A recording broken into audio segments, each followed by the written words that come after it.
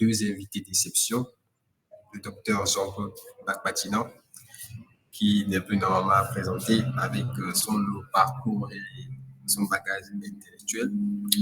Mais bref, c'est un médecin, un expert en protection sociale en santé, spécialiste en stratégie et management d'entreprise. Il est également directeur médical à Sono Santé. Il est aussi auteur, conférencier et très engagé dans l'innovation en santé et en éducation. Jamal Santana, qui nous vient des États-Unis, le président du Canada, il est créateur de contenu qui met en lumière les nouvelles technologies et accompagne les jeunes entrepreneurs dans leur adaptation au numérique. Alors, merci à vous, M. Jamal et Dr. Jean-Claude Bacbatina, pour votre présence. Sans plus tarder, nous allons entrer dans le vif du sujet. Nous avons 15 minutes, 15 premières bonnes minutes pour parler d'IA et de nécessité de s'adapter. Alors, Dr. Jean-Claude Bacbatina, je m'en vais vous poser cette question en tant qu'expert en santé et management. À quel moment avez-vous pris conscience que l'intelligence artificielle allait transformer votre domaine de travail et pourquoi est-il urgent de s'y adapter aujourd'hui? Ok, bonjour à tous. Merci Bright. Bonjour Jamal. C'est un plaisir et un honneur de participer à cette masterclass sur l'intelligence artificielle. Alors, euh, peut-être avant de répondre à cette question, il faudrait peut-être d'abord comprendre ce que c'est que l'intelligence artificielle. Qui dit intelligence artificielle, comme son nom l'indique, c'est une intelligence qui est artificielle. C'est pour dire que logiquement, la fonction, quand on parle d'intelligence, on parle d'abord des êtres humains, des êtres vivants, d'accord? En particulier des êtres humains. C'est vrai que on reconnaît beaucoup d'animaux qui euh, manifestent une certaine intelligence, mais à, je vais dire, à proprement parler, quand on parle d'intelligence, on s'adresse d'abord aux humains. Et qui dit artificiel parle de quelque chose de mécanique, quelque chose qui est fabriqué, quelque chose qui a priori n'est pas humain, mais qui arrive à développer ses capacités donc de fonctionnement qui rappellent donc justement l'intelligence humaine. C'est ça donc qu'on appelle l'intelligence artificielle. Donc l'intelligence artificielle, pardon, c'est un gros mot, une grosse expression qui, j'aime souvent dire, qui veut dire tout et rien à la fois. On le verra plus tard, quand si on a un peu de temps, je vais faire une petite démo pour montrer un certain nombre de choses. Euh, c'est tout simplement cette capacité. Bon, je risque d'entrer dans les détails. Je vais me reconcentrer alors sur la première définition. Donc, cette capacité-là, donc, d'une entité non humaine à pouvoir donc développer donc des aptitudes qui rappellent le fonctionnement d'un être humain normalement constitué. À quel moment est-ce que je me suis rendu compte que ça devait être utile? C'est comme demander à quel moment est-ce que je me suis rendu compte que l'informatique était utile. Je pense que l'informatique aujourd'hui n'est plus une, je vais dire, un diplôme à avoir en griffe, je dis bien en griffe, parce que l'informatique, c'est assez vaste, ça veut dire beaucoup de choses à la fois. Mais c'est une compétence à acquérir, une compétence qui s'applique à absolument tous les domaines. Et donc, l'intelligence artificielle n'est qu'une partie, je vais dire, de tout ce qui est notion d'informatique. Informatique, c'est quoi? C'est le traitement automatique de l'information. Donc, quand est-ce que j'ai réalisé? Ben, je dirais aussi longtemps que je m'intéresse à l'informatique, parce que l'informatique a toujours été une passion pour moi, jusqu'à ce que je me rende compte que loin d'être une fin en soi, l'informatique est un outil. Et on parle de traitement automatique de l'information, c'est dire donc que pour pouvoir aller vite, il faut pouvoir automatiser. Et aujourd'hui, donc, que ce soit dans mes fonctions sur le plan médical ou sur le plan managérial, euh, pour aller vite, pour pouvoir travailler avec plusieurs personnes à la fois, plusieurs centaines de personnes à la fois, pouvoir répondre aux différentes sollicitations, il faut impérativement pouvoir automatiser les choses. Et qui dit automatiser les choses aujourd'hui, pour aller beaucoup plus rapidement, il faut donc cette intelligence artificielle qui, je le dis, on le verra plus tard, n'est que de l'informatique tout simplement. C'est une expression aujourd'hui qui fait couler beaucoup d'encre, mais on le verra un peu plus tard. C'est pas grand-chose si tant est qu'on s'y intéresse tôt et qu'on prend les dispositions qui s'imposent pour pouvoir capitaliser sur son efficacité. Donc, désolé d'avoir extrapolé la question. J'espère y avoir répondu. Oui, bien évidemment. Merci vraiment, monsieur Dr. Jean-Claude Matina, pour cette première intervention. Monsieur Djamal, je m'en vais vous poser la question. De votre point de vue de créateur de contenu, quels sont les premiers blocages ou erreurs que vous avez constatés chez les jeunes entrepreneurs lorsqu'il s'agit d'intégrer l'IA dans leur activité? Bonjour Bright et merci de m'avoir invité à cette masterclass. Tout d'abord, comme l'a dit mon cher collègue ici présent, l'intelligence artificielle, avant tout, veut tout et rien dire. Et ce que j'ai pu constater en tant que blocage ou erreur chez les jeunes et entrepreneurs, surtout que j'en suis un moi-même, lorsqu'il s'agit d'intégrer l'IA dans leur activité, en premier lieu, je dirais que la plupart pensent que l'IA est une solution miracle. Bien sûr, c'est une intelligence derrière, mais avant tout, elle est artificielle. On pense encore que l'IA peut remplacer tous les métiers, mais en réalité, ce n'est pas si vrai que ça. Pourquoi je dis ça? Beaucoup d'entre nous et beaucoup parmi ces jeunes créateurs pensent que l'intelligence artificielle fera tout à leur place, sans comprendre qu'en fait, c'est juste un outil qui te permet d'amplifier ce que tu as déjà comme connaissance. Des études ont montré que parmi les différents utilisateurs de ChatGPT, par exemple, les réponses et la qualité des réponses varieraient d'un utilisateur à l'autre, dépendamment de l'intelligence basique de ce même utilisateur. Ça veut dire que si quelqu'un avec un certain niveau d'intelligence plus bas, disons un QI plus bas, utilise ChatGPT et même dans sa conversation, il aurait des réponses moins qualitatives que quelqu'un qui pousserait les sujets un peu plus loin.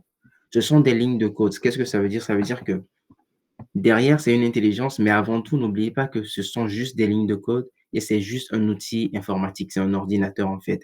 Et à chaque fois que tu poses une question à ChatGPT, par exemple, parce que c'est l'intelligence artificielle la plus utilisée aujourd'hui, à chaque fois que tu lui poses une question, ce qu'il fait, c'est qu'il calcule les probabilités de te donner la meilleure réponse. Du coup, la plupart testent ChatGPT ou Midjourney une fois sans savoir déjà quoi lui demander. Ils attendent une formule magique sans stratégie derrière et oublient que l'intelligence artificielle reste un outil, mais pas une stratégie. En deuxième lieu, je parlerai du manque de clarté sur leurs vrais besoins. La plupart, quand ils viennent d'installer ChatGPT, ils s'y lancent, ils veulent utiliser l'intelligence artificielle, mais ne savent pas pourquoi. Mais il faut comprendre qu'en fait, l'intelligence artificielle te serait plus utile dépendamment de ton propre profil. Si tu es étudiant, tu utiliserais plus l'intelligence artificielle pour tes études, pour aller vite. Et si tu es entrepreneur, tu dois d'abord établir tes besoins avant d'utiliser de manière efficace l'intelligence artificielle. Ensuite, il y a le perfectionnisme paralysant que je citerai. C'est quoi? C'est que la plupart ou certains d'entre eux passent trop de temps à chercher l'outil parfait et le prompt parfait. Il y a certaines personnes qui utilisent ChatGPT aujourd'hui. ChatGPT a beaucoup avancé. Certains l'utilisent pour générer des images. Mais on sait tous que, avant tout, pour avoir un résultat parfait ou un résultat de meilleure qualité, il faut un prompt de qualité. Mais beaucoup passent trop de temps sur le prompt de qualité, alors que ce n'est pas ce qu'il faut faire. C'est une intelligence derrière. Du coup, ce qu'il faudrait faire dans ce cas, c'est que tu peux même demander à ChatGPT de te donner le prompt à utiliser pour créer ton image parfaite. Et ensuite, je dirais l'ignorance de leurs propres données et la peur de se faire remplacer sans vraiment chercher à comprendre ce que c'est réellement. Merci. Merci. C'est très, très, très pertinent tout ce que vous venez de dire, M. Djamal. Très, très, très pertinent. Je pense que les membres, les participants ici présents vont aussi trouver. Alors, rapidement, compte tenu du temps, nous allons aborder la deuxième série de questions. et nous allons parler d'IA comme outil stratégique. Il y a le docteur Jean-Claude Balbatina qui nous fera, autant pour moi, une démo là tout de suite pour nous montrer voilà, une comparaison des ordinateurs classiques, bien évidemment. Mais M. Jamal, je m'en vais vous reposer encore la question.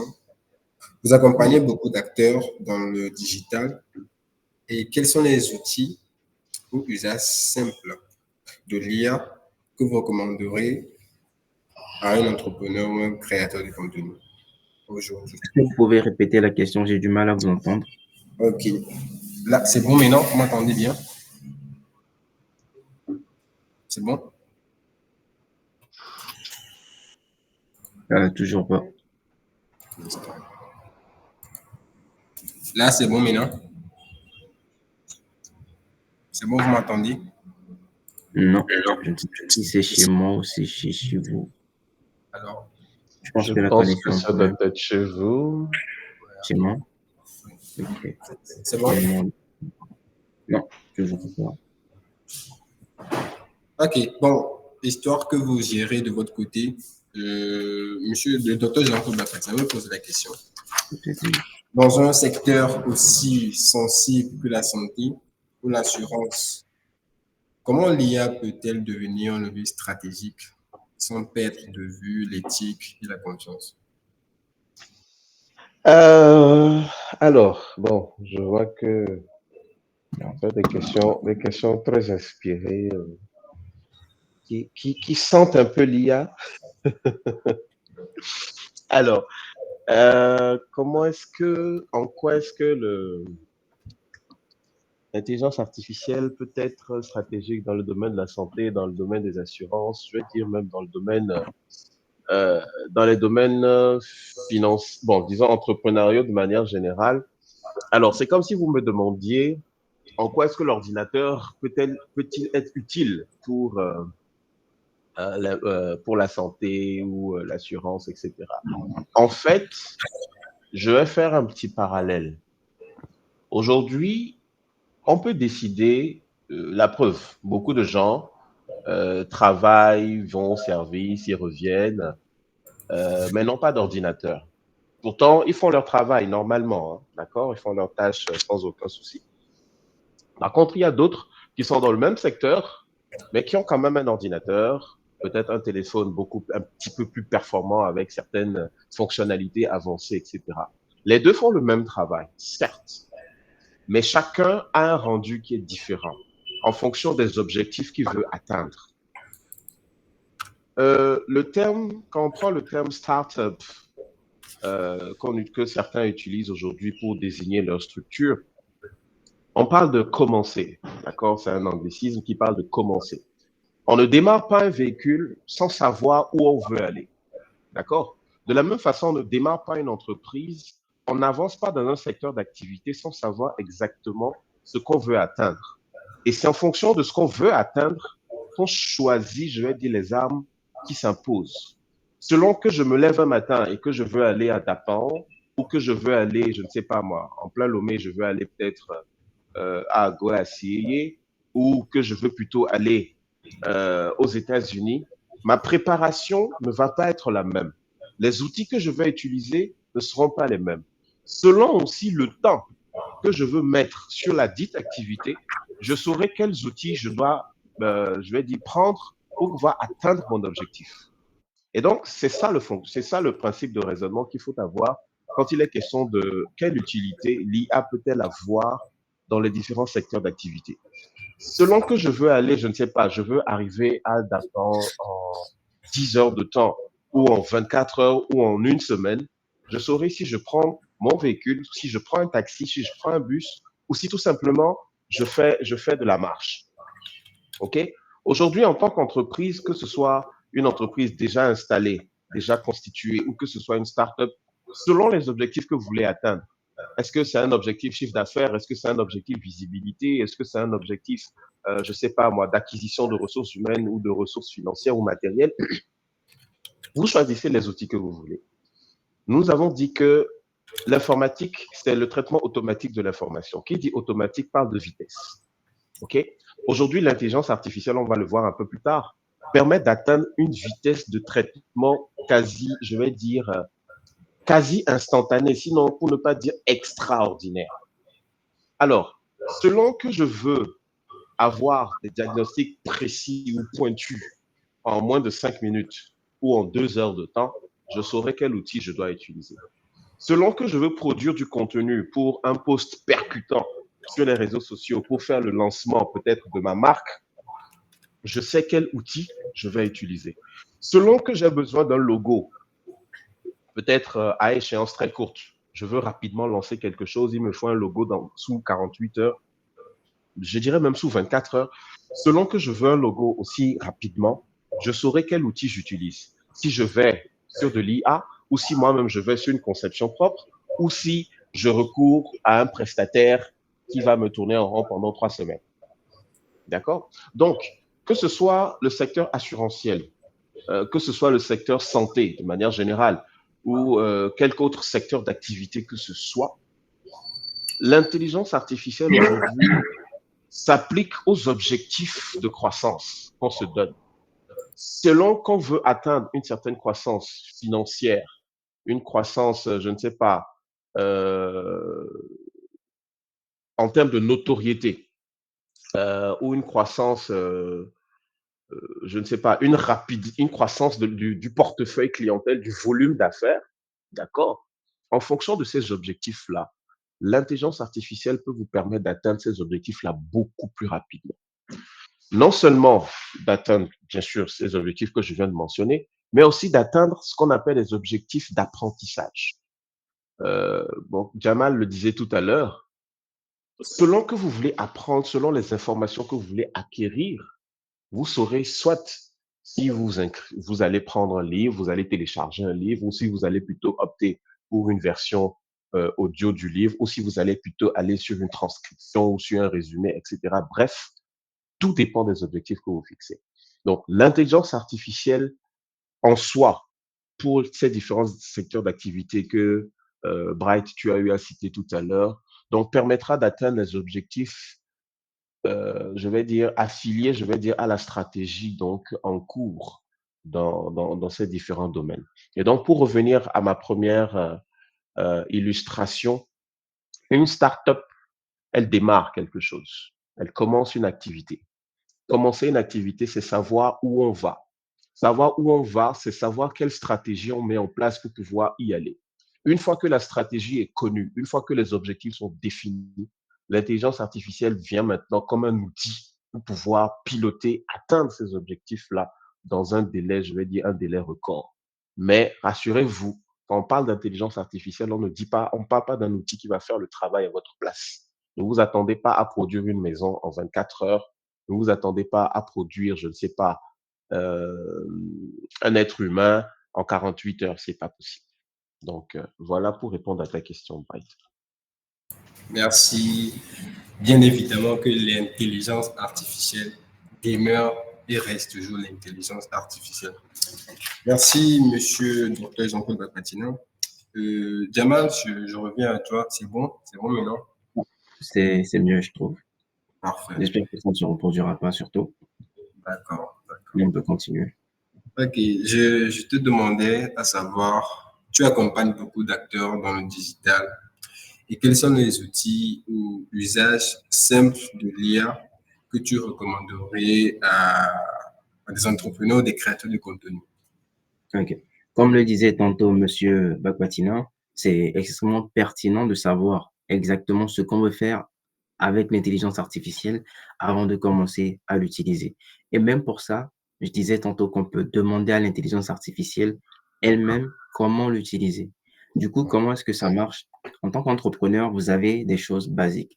N'oubliez pas que l'intelligence artificielle, avant tout, est là pour faire gagner du temps sur les tâches répétitives.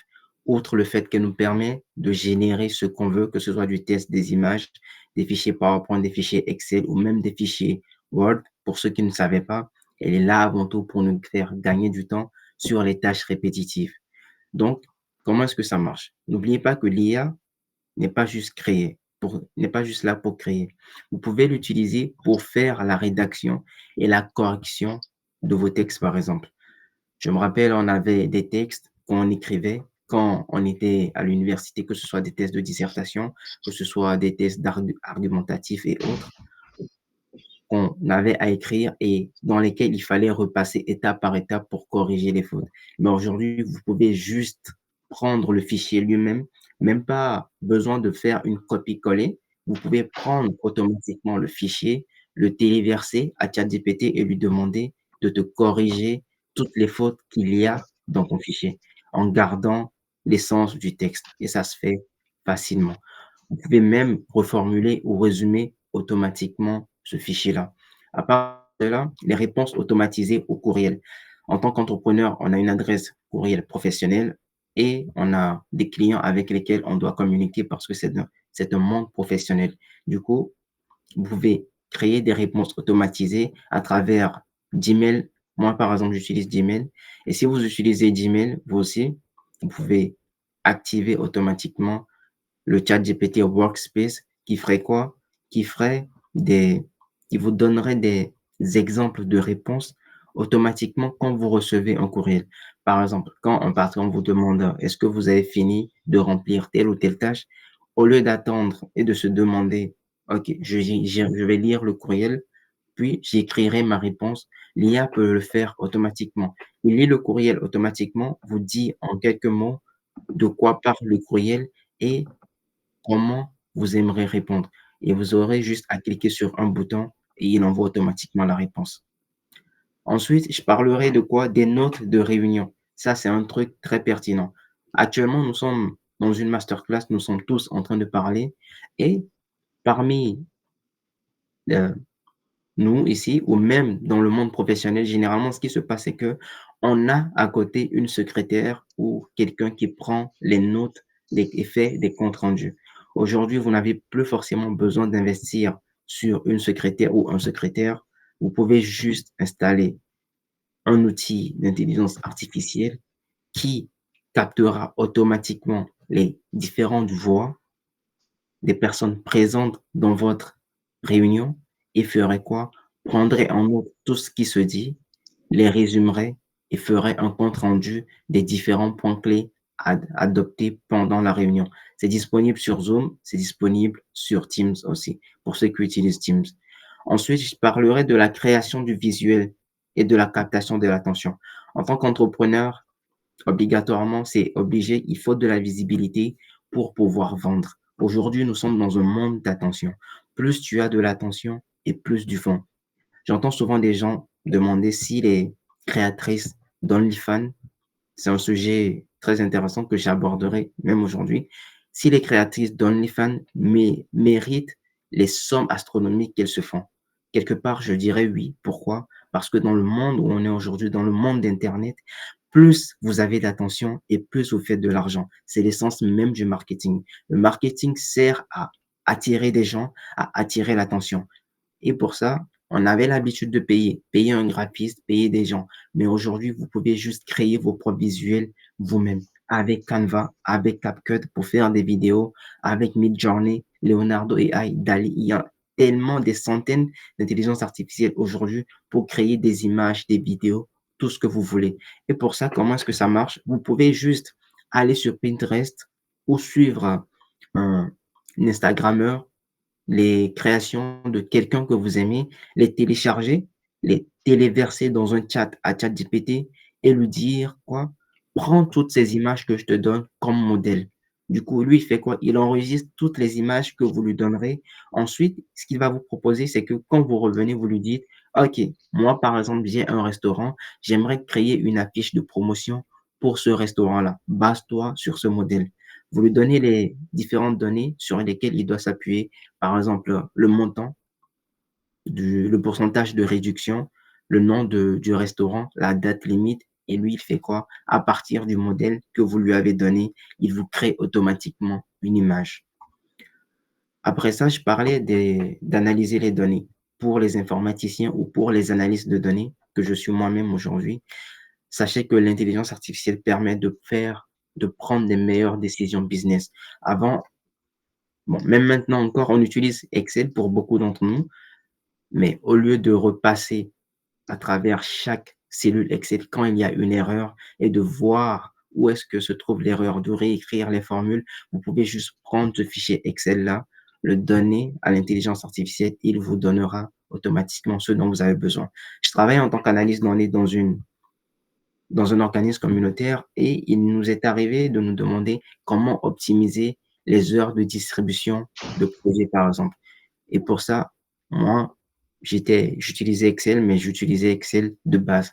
J'ai créé un fichier de distribution des heures automatisé qui faisait quoi? Qui donnait des différentes tables de, de chaque employé avec les heures de projet passées que tu pouvais juste remplir et qui te donnait sur une autre feuille automatiquement un tableau de bord annuel et mensuel avec chaque heure totale effectuée par l'employé en question.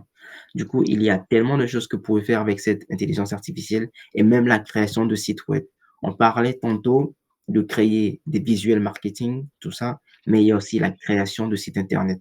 Il faut une vitrine à votre site Internet. Même pour ça, vous pouvez utiliser Canva aujourd'hui pour créer un site web plutôt. Et vous vous rendez compte en fait que c'est quelque chose d'immense. Utilisez Canva pour créer un site Internet qui ne vous coûterait presque rien aujourd'hui. Vous allez sur Canva, vous cliquez site web et vous avez automatiquement votre site Internet. Il y a aussi des intelligences artificielles aujourd'hui pour créer d'autres sites à part Canva AI. Du coup, je m'arrêterai là. D'accord, merci beaucoup Jamal pour ton intervention. Et on ne peut bien évidemment pas tout lister aujourd'hui comme outil à utiliser dans n'importe quel domaine, mais un de ces jours, on aurait, comme on le faisait auparavant, organisé des ateliers, histoire de parler de tous ces trucs. Mais bon, bref, je tiens à préciser que l'intelligence artificielle reste et demeure l'intelligence artificielle. Tout ce qu'il vient de préciter comme outil et tout ça, si vous ne maîtrisez pas le domaine bien avant, ça sera un peu difficile de faire des choses qui seront un peu rendues. Bon, bref. Tout ce il a parlé d'affiches, de ressources avec les mails et tout ça. Si vous ne maîtrisez vraiment pas ces outils à l'avance, c'est pas l'IA qui va vous le faire, en fait. Bon, bref, c'était une parenthèse. Je vais laisser la place au docteur Jean-Claude Bakbatina de nous faire une petite démo sur, c'était quoi déjà? Attends, vous êtes là? Oui, oui, je suis là. D'accord, vous pouvez faire la démo. OK.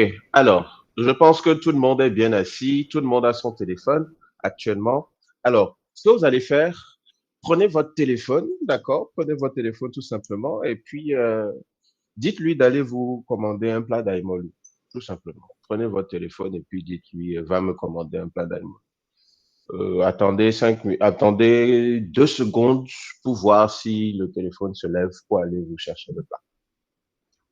Euh, bon, si quelqu'un a réussi, si le téléphone de quelqu'un s'est levé, il peut lever la main pour nous dire, hein. Bon, sinon, moi, j'ai mon plat d'aïmolu devant moi, hein.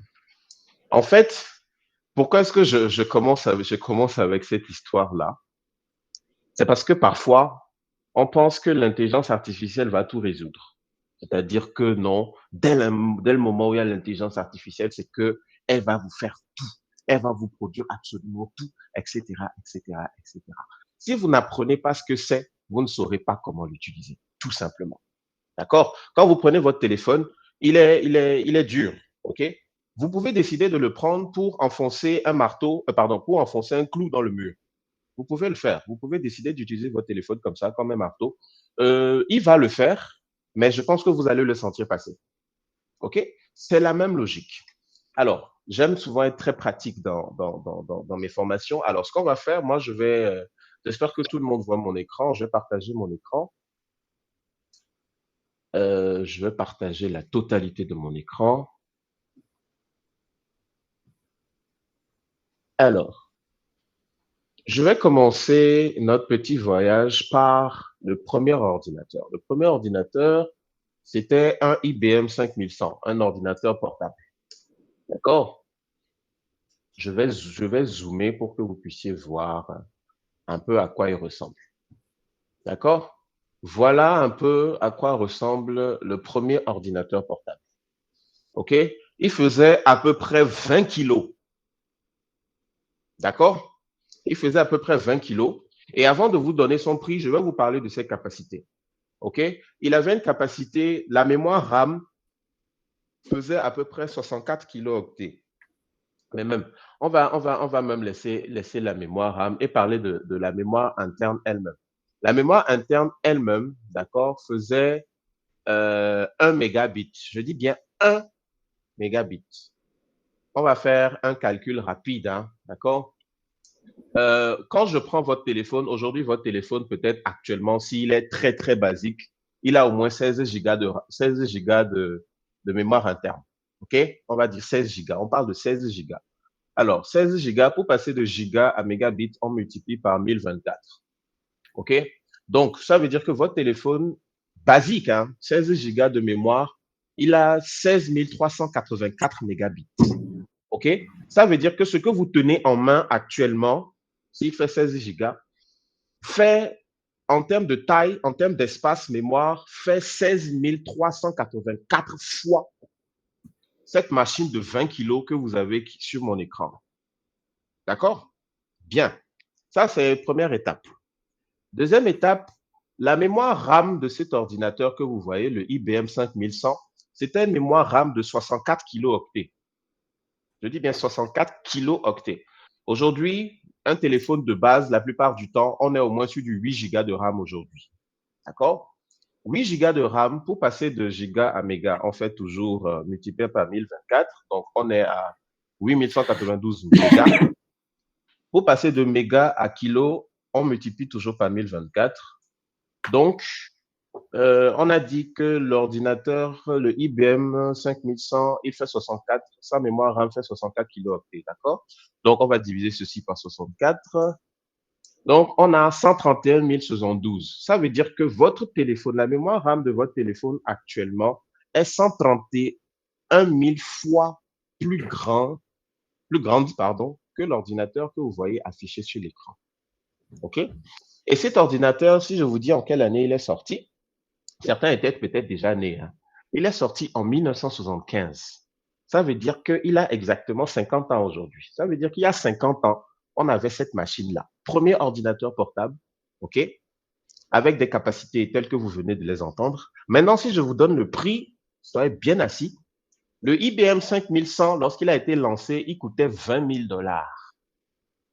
20 000 dollars, ça fait à peu près 12 millions de francs CFA. Voilà. Donc, aujourd'hui, cette machine d'il y a 50 ans, qui coûtait 12 millions, aujourd'hui, même si on te la donne pour 1000 francs, tu ne vas pas acheter. Regardez le bond que la technologie a fait en 50 ans. C'est un exemple que je suis en train de vous donner.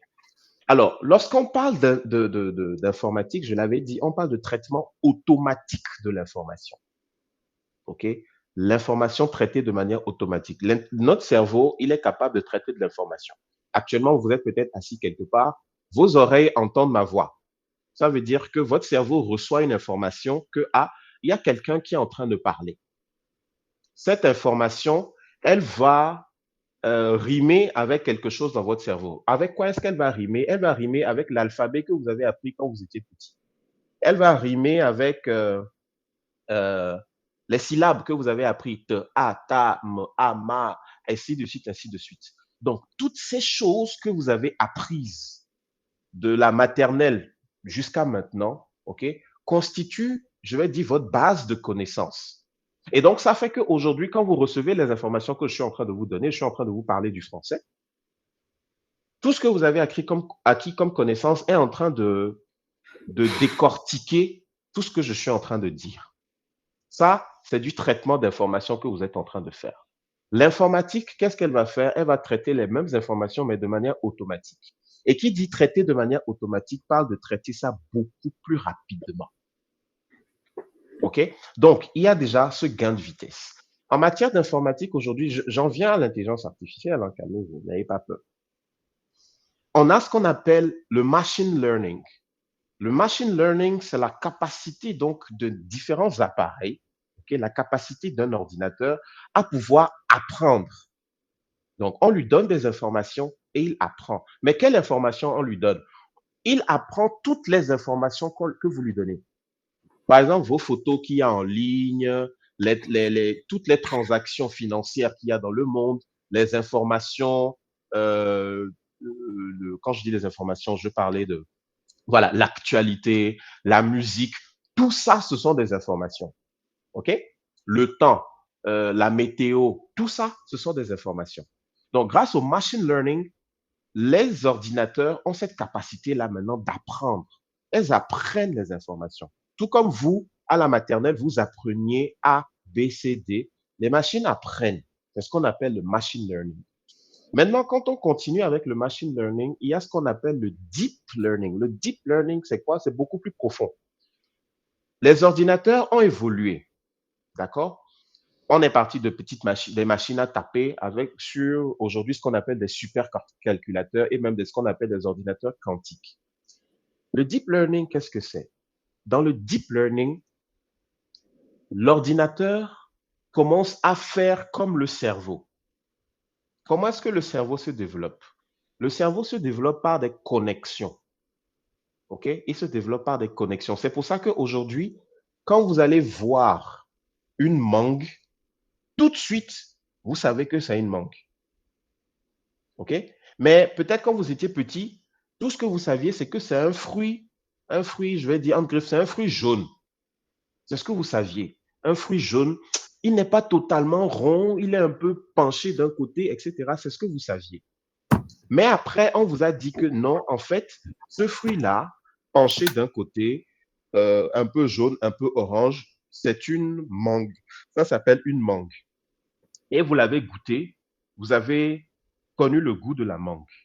Donc, l'information que vous avez acquise, comme quoi telle forme correspond à la mangue, tel goût correspond à la mangue, a créé dans votre cerveau ce qu'on appelle une connexion. C'est comme ça que le cerveau se développe. Et donc, aujourd'hui, si on vous présente une mangue, en moins d'une seconde, vous savez tout de suite que c'est une mangue et en même temps, même vous vous rappelez du goût. Si je vous dis là tout de suite burger, pour ceux qui en ont déjà mangé, tout de suite, vous avez une idée du goût. Pourquoi? Parce que votre cerveau a fait ce qu'on appelle des connexions. Et donc, dans le deep learning, les ordinateurs font des connexions dans les informations que vous leur donnez. D'accord? Vous allez lui donner un texte, vous allez lui donner une mélodie, vous allez lui donner un ton. Vous allez lui dire, par exemple, tristesse. Vous allez lui donner du texte, vous allez lui donner une mélodie, et il va faire une combinaison entre les trois. Donc, il va créer ce qu'on appelle des connexions. Et donc, grâce à ça, ce qu'on appelle le deep learning, aujourd'hui, on a ce qu'on appelle les intelligences artificielles génératives. Les intelligences artificielles génératives, comme leur nom l'indique, ce sont des intelligences, je vais dire des super ordinateurs qui sont capables de créer des choses à partir des informations que vous leur donnez. OK? Donc aujourd'hui, c'est vrai, on dit IA, IA, IA, on a l'impression qu'on dit la révolution de l'IA, c'est maintenant. En fait, l'IA a commencé il y a très, très longtemps. C'est parce que justement, c'est assez vulgarisé maintenant. Les IA génératives, je précise, sont assez vulgarisées. C'est maintenant que vous avez l'impression que l'IA a commencé. L'IA était là depuis. OK? Quand on dit IA, on ne parle pas seulement de chat GPT. Il y en a beaucoup que je vais vous montrer en quelques secondes rapidement pour que vous voyez de quoi il s'agit. Mais avant ça, il faut savoir que l'IA était là depuis longtemps. OK? Elle était là depuis, je vais dire, depuis très, très, très, très longtemps. Je vous donne un exemple. Je partage l'écran actuellement de mon téléphone. Je crois que... Attendez. Logiquement, vous devriez voir mon écran.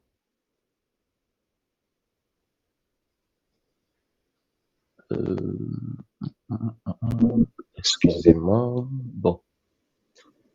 Je crois que la connexion avec mon AnyDesk s'est coupée. Je vais couper et reconnecter. Je vais juste vous montrer quelque chose rapidement.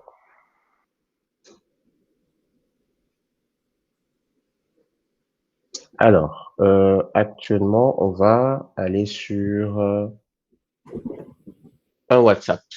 Alors, il y a une mise à jour récente qui a fait apparaître ce petit anneau bleu pour lequel tout le monde a crié. Bon, il y a des notions de confidentialité, etc., etc. Je ne vais pas rentrer sur ce débat-là, mais juste vous montrer que déjà dans votre WhatsApp, donc grâce à ce qu'on appelle le petit anneau bleu, c'est le Meta AI. Ok, c'est un moteur d'intelligence artificielle également. Ok, je vous donne un exemple rapide. Je vais lui demander. Euh, C'est quoi l'intelligence artificielle? La même question, on va la poser à d'autres outils et vous allez voir les réponses qui vont être données. D'accord? Donc là, c'est une IA générative. OK? Elle précise l'IA, c'est ceci, ceci, ceci. Elle est utilisée dans tel. Elle vous dira qu'il y a il y a différents types d'intelligence artificielle, faibles et fortes. Bon, bref, les intelligences IA fortes, ce sont celles qui utilisent beaucoup plus le deep learning avec cette capacité de vous générer beaucoup plus de choses que euh, ce qu'on appelle les IA faibles. D'accord? Alors, ça, c'est un exemple. Vous avez le Meta AI qui est déjà dans votre WhatsApp qui existe déjà. On va aller sur un autre moteur que peut-être vous ne connaissez pas. Google a son outil, ce qu'on appelle le Gemini. D'accord? Le Gemini aussi est un moteur d'intelligence artificielle générative. OK? Je vais agrandir un peu. Voilà. Je vais lui poser exactement la même question. OK? C'est quoi l'intelligence artificielle? Juste pour que vous voyez la variabilité donc dans les réponses. D'accord? Vous voyez que ici, on est toujours sur la même question, mais on est avec je vais dire, un style de réponse qui est totalement différent. OK? Là, vous voyez qu'il est en train de donner beaucoup plus d'informations. Il va jusqu'au fonctionnement, les types d'intelligence artificielle, ainsi de suite, ainsi de suite. Là, on est sur un deuxième outil. On va aller sur un troisième outil, celui dont vous entendez plus souvent parler. On va aller sur le chat GPT. OK, je vais toujours zoomer pour que vous puissiez un petit peu mieux voir ce que je suis en train de faire. Et je vais lui poser la même question. C'est quoi l'intelligence artificielle? Alors, ce qu'il faut savoir, c'est que derrière toutes ces intelligences artificielles génératives, il y a de puissants ordinateurs derrière. OK? Donc, chaque concepteur a une base de données, une base de connaissances que sa machine, je vais dire, a acquise. D'accord? Vous voyez que ici, on a encore on a encore d'autres types d'informations. OK? Mais chose importante que mon prédécesseur disait tout à l'heure, il a utilisé un mot, le prompt. OK? Le prompt, bon, je vais pas, si on doit aller dans tous les détails, on risque de se perdre aujourd'hui. L'objectif ici de cette masterclass, c'est de vous dire en quelque sorte que, tout comme l'ordinateur a évolué, en fait, tout ce qui est traitement automatique d'information évolue toujours. Ça évolue toujours, toujours, toujours, toujours. Certaines personnes, par exemple, veulent un iPhone tout simplement pour prendre de jolies photos au cours des baptêmes. D'accord? Juste parce qu'il veut prendre de jolies photos lors de ses sorties. Point final. D'autres utilisent le iPhone parce que le iPhone offre des possibilités, je vais dire des fonctionnalités assez particulières et un niveau de sécurité très avancé. D'accord? Donc, vous pouvez choisir de vous dire que, bon, IA, là, bon, c'est quoi même? Bon, c'est juste comme ce qu'on voit aujourd'hui sur les réseaux sociaux, les gens utilisent l'IA juste pour générer des photos drôles, etc. Excusez-moi, à la limite, c'est du gaspillage. Je vais appeler ça comme ça, c'est un véritable gaspillage quand vous savez ce que l'IA est capable de faire.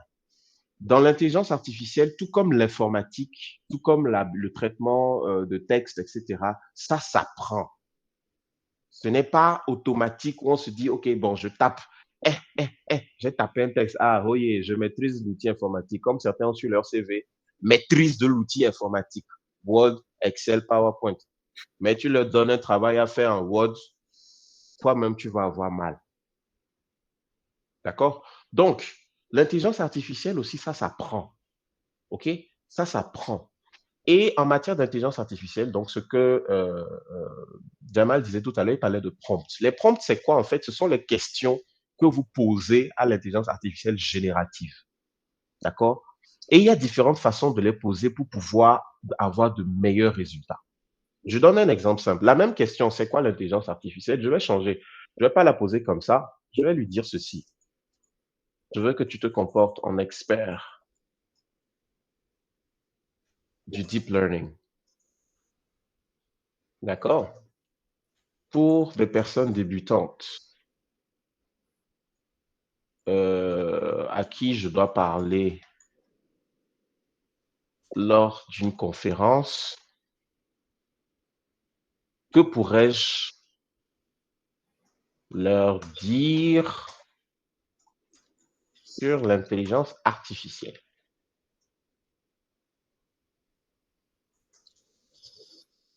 Tâche d'être précis et très détaillé dans tes réponses. D'accord? La conférence devrait durer 2 heures de temps. Elle s'adresse à des adultes. Voilà.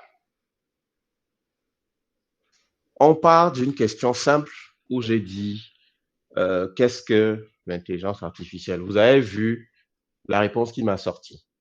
Ici, vous allez voir déjà que dans son processus, il met réflexion plus longue pour une meilleure réponse. D'accord? Et vous allez voir le type de réponse qu'il va produire. Alors, vous voyez cette question que je l'ai posée. Quelqu'un d'autre à l'école, ça ferait l'objet d'un exposé où les gens vont prendre peut-être 2 semaines à préparer. Aller faire des recherches à gauche, à droite, trier les informations, ainsi de suite, ainsi de suite, ainsi de suite. Mais lui, il va nous le faire. On va voir en combien de temps. Là, on n'est même pas encore sur du 1 minute.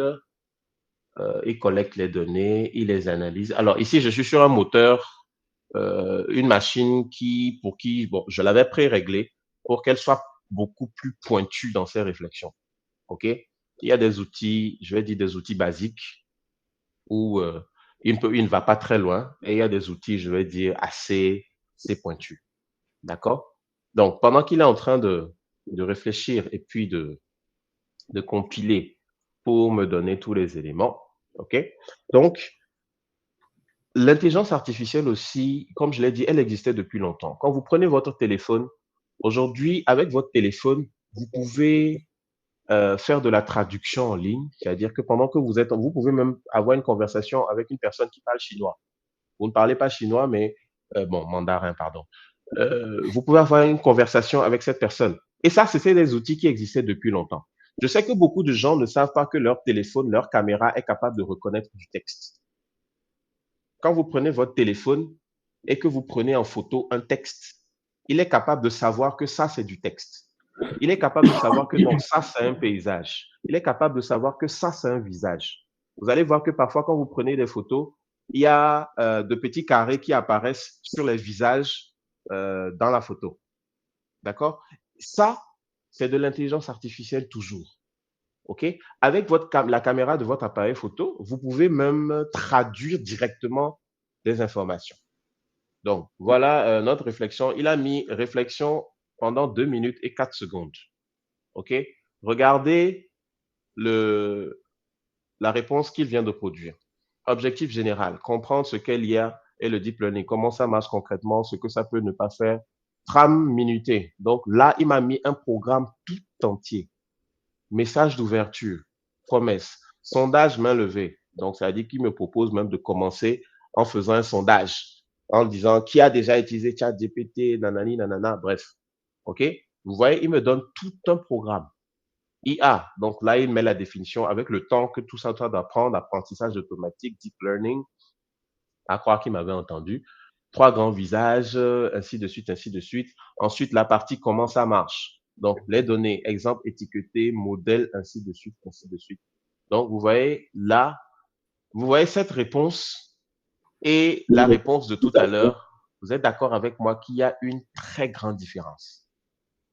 Et ça, c'est quelque chose qui s'apprend. OK? On est là aujourd'hui, c'est pour aboutir à la conclusion que c'est maintenant qu'il faut prendre les dispositions, je vais dire, pour anticiper sur les changements. Parce que sinon, demain, pendant que les gens seront en train, en griffe, d'utiliser les Android comme vous, d'autres seront en train d'utiliser notre IBM 5100, là, la machine de 20 kilos qui coûte 12 millions. Là.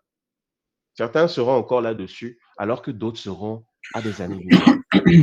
D'accord? Donc, c'était la petite démo que je voulais faire rapidement, histoire qu'on soit, je vais dire, pratico-pratique. Vous voyez, il est allé même jusqu'à me mettre des annexes pour mes notes, vocabulaire, données. Qu'est-ce que c'est qu'une donnée? Qu'est-ce que c'est qu'une étiquette? Qu'est-ce que c'est qu'une caractéristique, représentation, la généralisation, le surapprentissage? D'accord? Il y a même ce qu'on appelle la divagation. Parfois, tu poses des questions à l'IA quand elle ne sait pas ou bien qu'elle ne donne, elle n'a pas tous les éléments qu'il faut, elle divague. C'est-à-dire qu'elle peut te donner des informations qui ne sont pas correctes. Elle va te dire que, par exemple, le Togo a attaqué les États-Unis en 1940. L'IA peut te donner des trucs bizarres comme ça. Donc, c'est pour ça que ceux qui pensent que quand ils font un truc sur IA rapidement, il suffit de faire copier-coller, d'imprimer pour dire qu'ils ont fini, ça y est, ils ont fait leur travail, vous risquez d'avoir de très, très, très, très vilaines surprises. D'accord?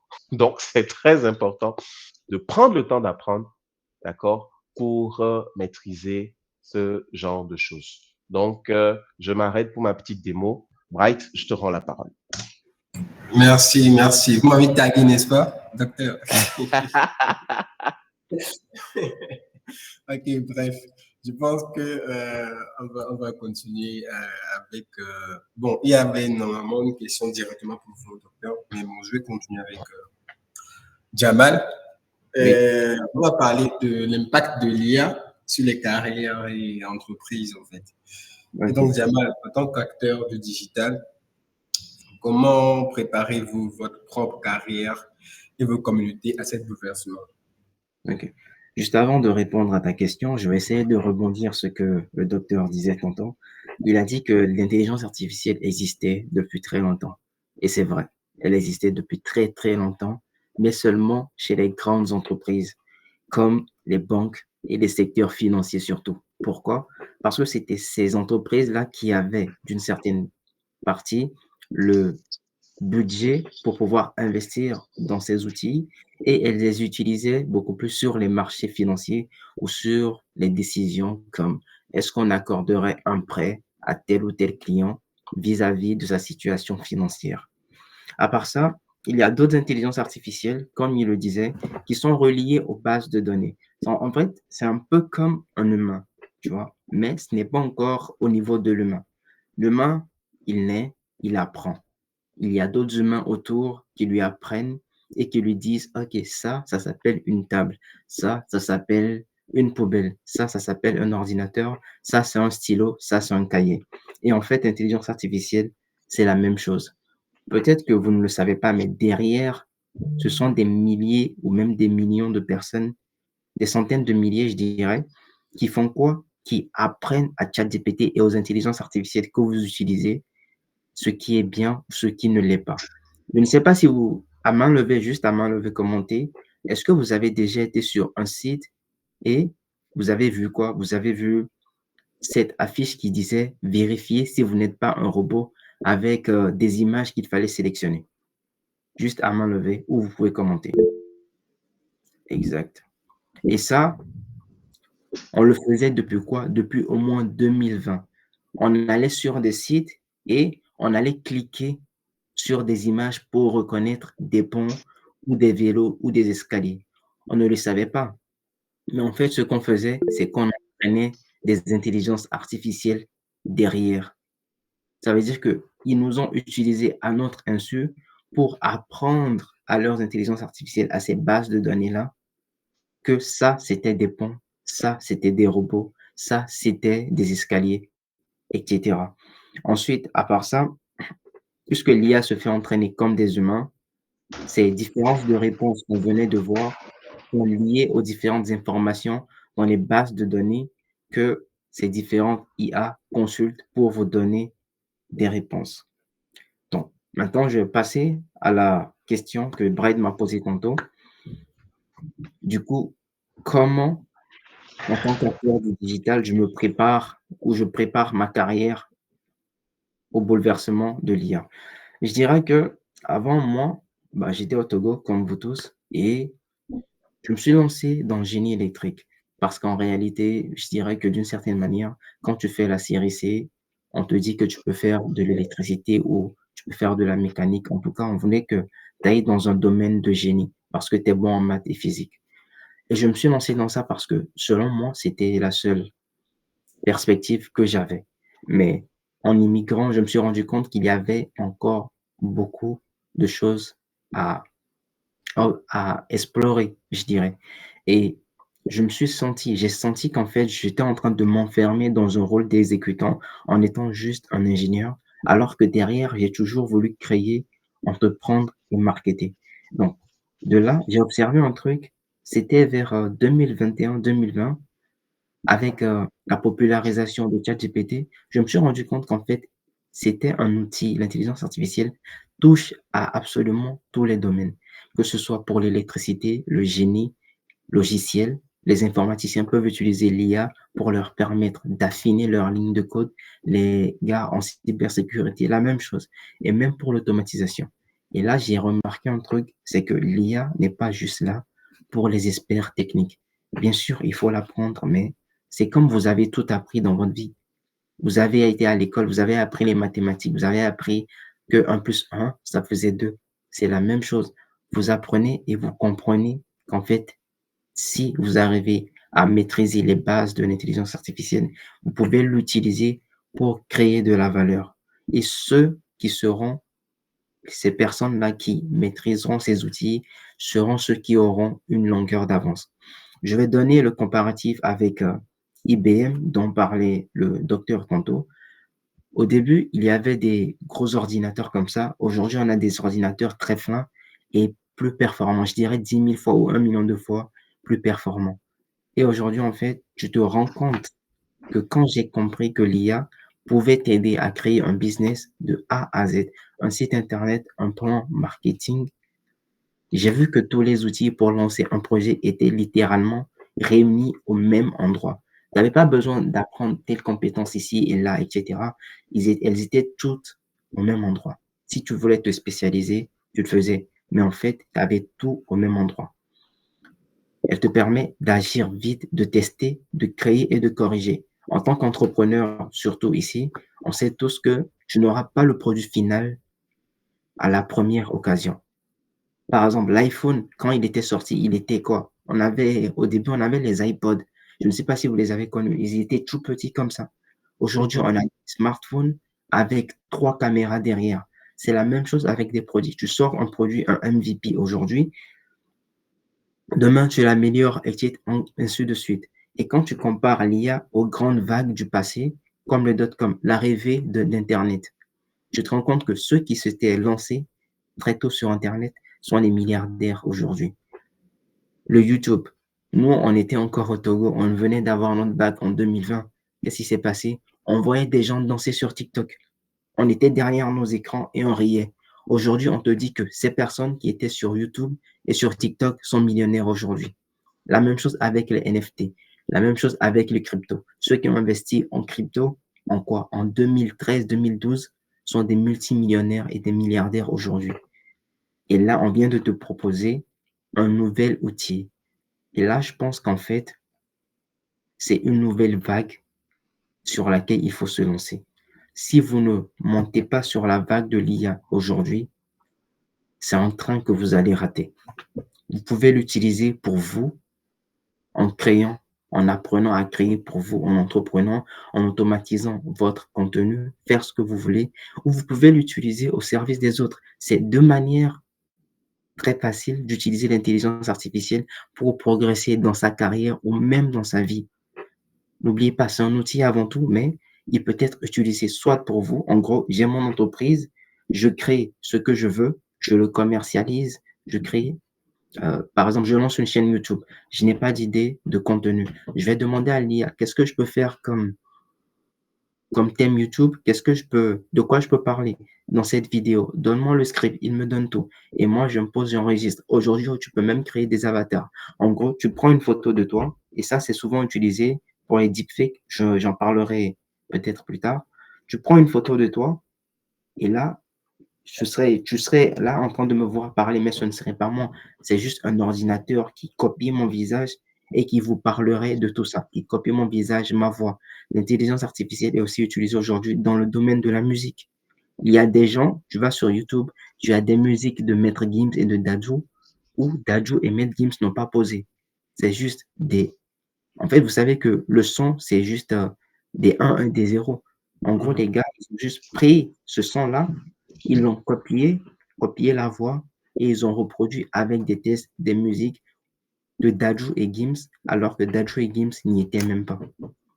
Du coup, vous avez ça que vous pouvez faire pour vous, pour créer, pour générer des revenus à travers la création et le fait que d'autres personnes consomment votre contenu, ou vous pouvez utiliser l'intelligence artificielle au service des autres. Ce seraient deux axes que je conseillerais pour ceux qui veulent utiliser l'IA dans leur carrière. Utiliser au service des autres, ça veut dire quoi? Ça veut dire commencer à apprendre les bases. Regardez son secteur. Par exemple, je suis au Togo, je vois qu'il y a des commerces, je vois qu'il y a des quincailleries, je vois qu'il y a des boutiques. Ok. Je vais sur ChatGPT, je lui demande, je suis au Togo, qu'est-ce que je vois? Je lui détaille de A à Z ce que je vois réellement, le contexte financier des choses, et je lui dis, comment tu penses que je peux utiliser l'intelligence artificielle pour ça? Et en fait, il vous donnera tout ce dont vous aurez besoin. Proposer des services IA, former et accompagner les différents entrepreneurs qui seraient là. L'IA, c'est pas forcément quelque chose de très grand. Vous n'avez pas forcément besoin d'être à un certain niveau très haut pour commencer à générer de l'argent ou générer ou avancer dans votre carrière. Vous pouvez juste commencer avec la base, ce dont votre entourage a réellement besoin, et commencer à profiter de cet outil-là pour avancer dans votre carrière et dans votre vie sur le plan financier. Merci. Merci beaucoup, Monsieur Jamal. Parfait. Je pense que, comme toute chose, il a son bon côté et son mauvais côté. Nous allons dérouler 1 heure. Nous allons maintenant parler des risques et en même temps des opportunités. Mais nous allons parler des risques de l'intelligence artificielle. Alors, Monsieur Jamal plutôt, autant pour moi. Nous allons aller rapidement avec vous. L'IA ouvre beaucoup d'opportunités aujourd'hui, mais aussi des risques. Les pertes d'emploi, je pense au début en France, avec l'arrivée des IA, il y avait 30 000, 35 000, un truc comme ça, d'emplois, je crois bien. Et les pertes d'emploi, des dépenses technologiques, les manipulations de données, parce qu'aujourd'hui, les gens peuvent saisir, faute de manque de compétences, ils peuvent saisir, autant pour moi, excusez-moi, mais voilà, ils peuvent saisir toutes les données de leur entreprise à des IA. Et aujourd'hui, plus la technologie est avancée, plus les cyberattaques sont vraiment, voilà quoi. Je pense que, oui, vas-y. comment sensibiliser vous, les autres audiences? Je donnerai des exemples concrets qui se sont réellement passés. Il y a 2 ans, quand ChatGPT était en train d'être popularisé, il y a quelqu'un qui a fait quoi? Qui a utilisé ChatGPT pour hacker un hôpital. Du coup, comment il a fait? Vous savez que si vous allez tout de suite et que vous demandez à ChatGPT de vous aider à hacker un hôpital, il ne vous dira pas, il ne vous donnera pas de réponse, il vous dira que c'est contre son éthique. Du coup, le gars, il a utilisé ChatGPT et il a inversé la question. En gros, j'ai un hôpital avec tel système de sécurité et j'aimerais le renforcer. Ou bien, selon toi, quelles seraient les failles qui pourraient être dans cet hôpital, etc. Du coup, il a pris le site web. Je ne sais pas s'il y a des informaticiens ici. Tu prends ton site web, tu fais CTRL-U, tu as ton code, tu le donnes à ChatGPT. C'est ce qu'il a fait. Et ça lui a sorti les failles qui étaient dans le code. Et c'est comme ça qu'il a pu pénétrer. Il est retourné sur le site de l'hôpital, entré où il y avait des formulaires, il a mis un code bizarre là-bas et il a pu accéder au site WordPress de la base de l'hôpital pour avoir accès aux informations médicales des patients. Mais ici, qu'est-ce que ça nous dit? Oui, les hyper-attaques vont être multipliées et seront plus performantes, bien sûr. Mais la réalité, elle est tout autre. Vous savez, nous, ici, nous sommes quoi? Nous sommes fascinés par l'intelligence artificielle. Mais les gens qui sont encore plus fascinés par l'intelligence artificielle sont les créateurs de l'intelligence artificielle et ceux qui nous gouvernent, c'est-à-dire les États. Parce qu'en réalité, ce sont eux qui investissent des milliards au développement de l'intelligence artificielle. Et pourquoi? Parce qu'à l'échelle mondiale, ce sont des concurrences entre les États. La Chine, les États-Unis, la France, tout le monde veut être le premier à avoir l'intelligence artificielle performante. Du coup, bien sûr, elle représente des risques. Mais si aujourd'hui on décidait de se dire, OK, on a arrêté d'avancer dans l'intelligence artificielle, première chose, c'est que c'est un peu comme si tu savais que tu étais en conflit avec quelqu'un et que tu lui dis, OK, on ne s'attaque pas, n'est-ce pas? Personne ne fera rien. Alors que tu sais pertinemment ou tu n'as aucune garantie que l'autre personne respectera cet accord-là.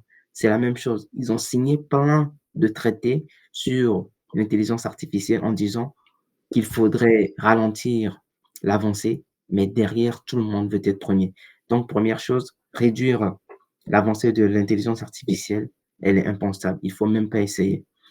Les cyberattaques évoluent, mais qu'est-ce que ça crée derrière? En fait, chaque problème qui vient ou chaque nouvelle avancée qui vient, il faut la penser autrement. Il faut se demander qu'est-ce qu'elle pourrait nous apporter réellement comme opportunité.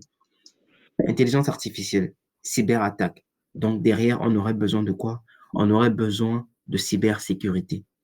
Du coup, on aurait besoin de plus de personnes, de génies en cybersécurité ou de personnes qui seraient là en cybersécurité pour contrer ce genre d'attaque-là. Donc, quelque part, oui, ça réduirait des postes dont je parlerai, mais ça crée d'autres postes dans un autre milieu.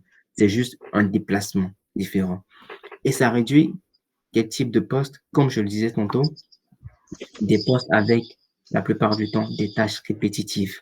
Par exemple, sur les marchés boursiers, la bourse, etc., avant d'investir dans une entreprise, avant, ce qu'on faisait, c'est que on allait consulter les journaux pour voir si cette entreprise-là a une nouvelle sur elle, ou etc., pour pouvoir investir et penser que sa valeur augmentera demain. Du coup, on avait des gens qui feuilletaient chaque matin les journaux, page par page, pour consulter s'il y avait des entreprises qui ont été citées dans les journaux, etc.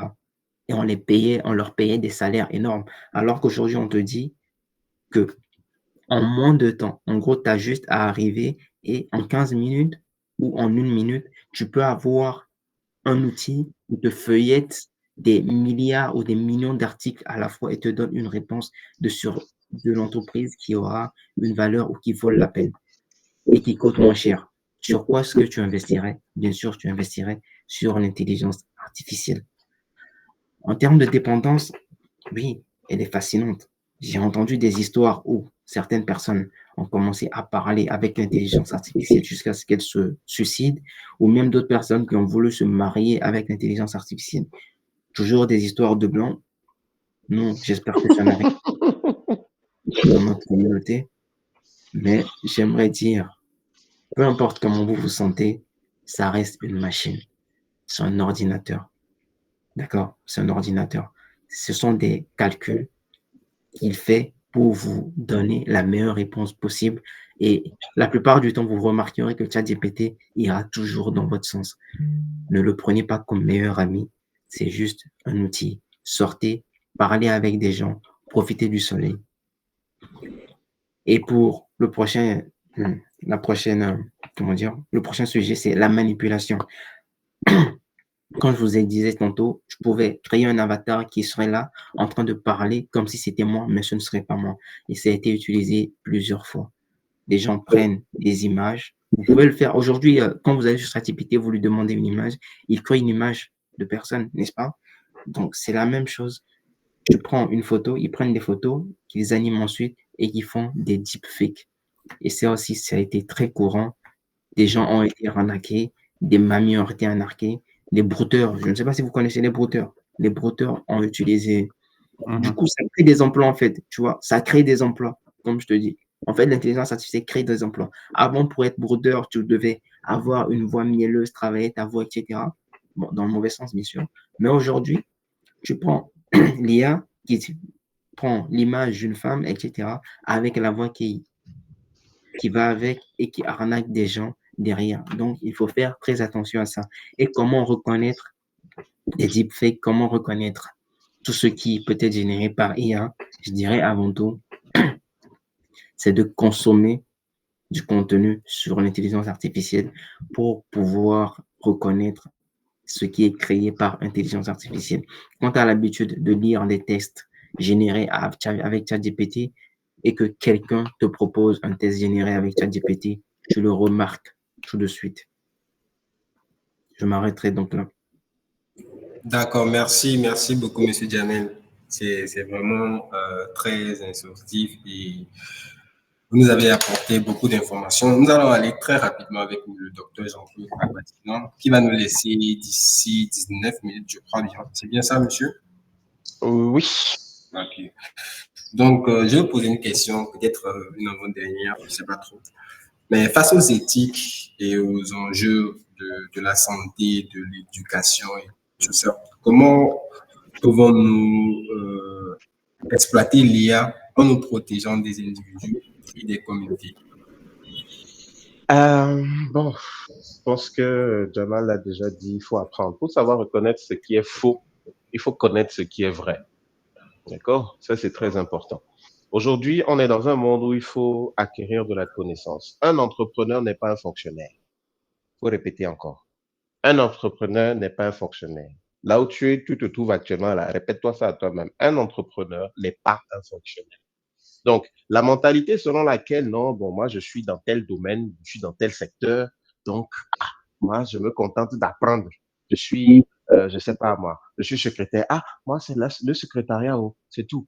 Non, un entrepreneur n'est pas un fonctionnaire. Je suis souvent choqué quand je rencontre des entrepreneurs qui ont tout un raisonnement de fonctionnaire. Ah, moi, c'est de 8 heures à 17 heures que je travaille. 17h30, je suis occupé. Mon œil. Donc, c'est pour dire que il faut apprendre et diversifier, je vais dire, ses connaissances. Aujourd'hui, prenons l'exemple d'une secrétaire. On va prendre une secrétaire qui, oui, ah, moi, c'est taper les textes, etc., etc. Mais tu seras perdu. Tu seras toujours enfermé dans je tape mon texte. Alors que tu peux apprendre. Demain, tu peux être secrétaire de quelqu'un qui parle uniquement l'anglais. Comment tu t'en sors?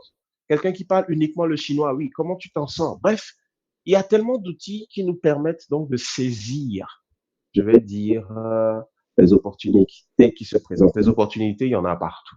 Il faut juste pouvoir les saisir et pouvoir les contextualiser.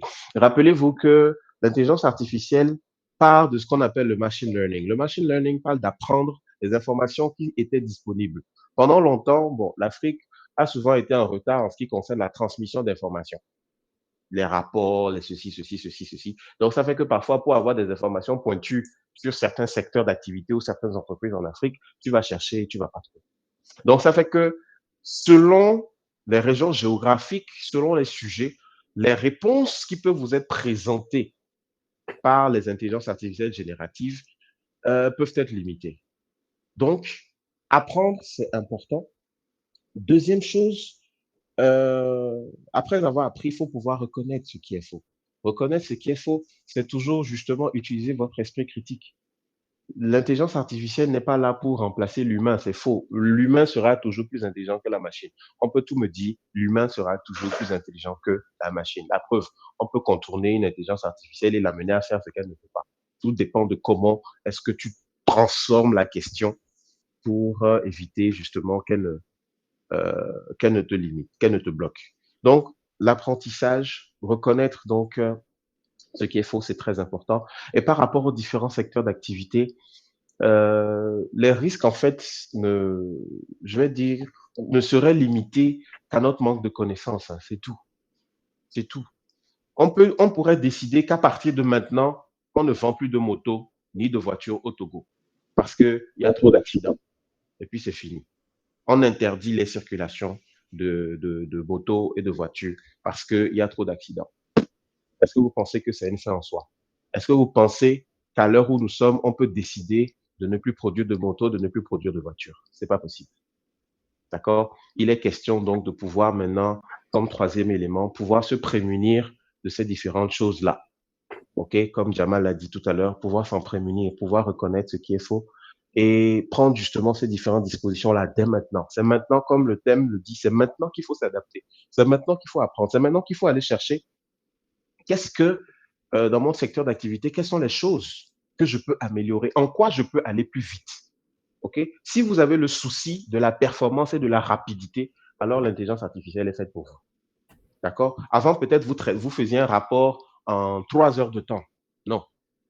Commencez à vous dire, non, je veux pouvoir produire un rapport en 1 heure. Je veux pouvoir produire un rapport en 30 minutes. Si vous ne vous challengez pas, vous ne vous donnez pas d'objectif, l'intelligence artificielle ne vous servira absolument à rien. C'est comme avoir un joli téléphone que vous utilisez juste pour prendre des photos. C'est tout. Donc, voilà ce que je pourrais dire pour répondre à ta question. Alors, merci. Il vous reste, je pense, 14 minutes. On vous attraper en même temps. Une dernière question, toute dernière question. Et si un chef d'entreprise aujourd'hui vous envisage de créer voilà, un truc en fait, aujourd'hui, quelle première action concrète vous lui conseillerez d'intégrer l'IA dans sa gestion entrepreneuriale, peu importe le domaine? Première étape. Alors, c'est assez, Prenez c'est vos assez, stylos, prenez vos stylos, c'est mesdames et c'est messieurs. Voilà, assez, c'est quoi la question déjà? c'est assez vaste et vague. Euh, Pardon? Tu peux répéter reprends la question? et reprends Je la reprends la question, oui. question, c'est ça?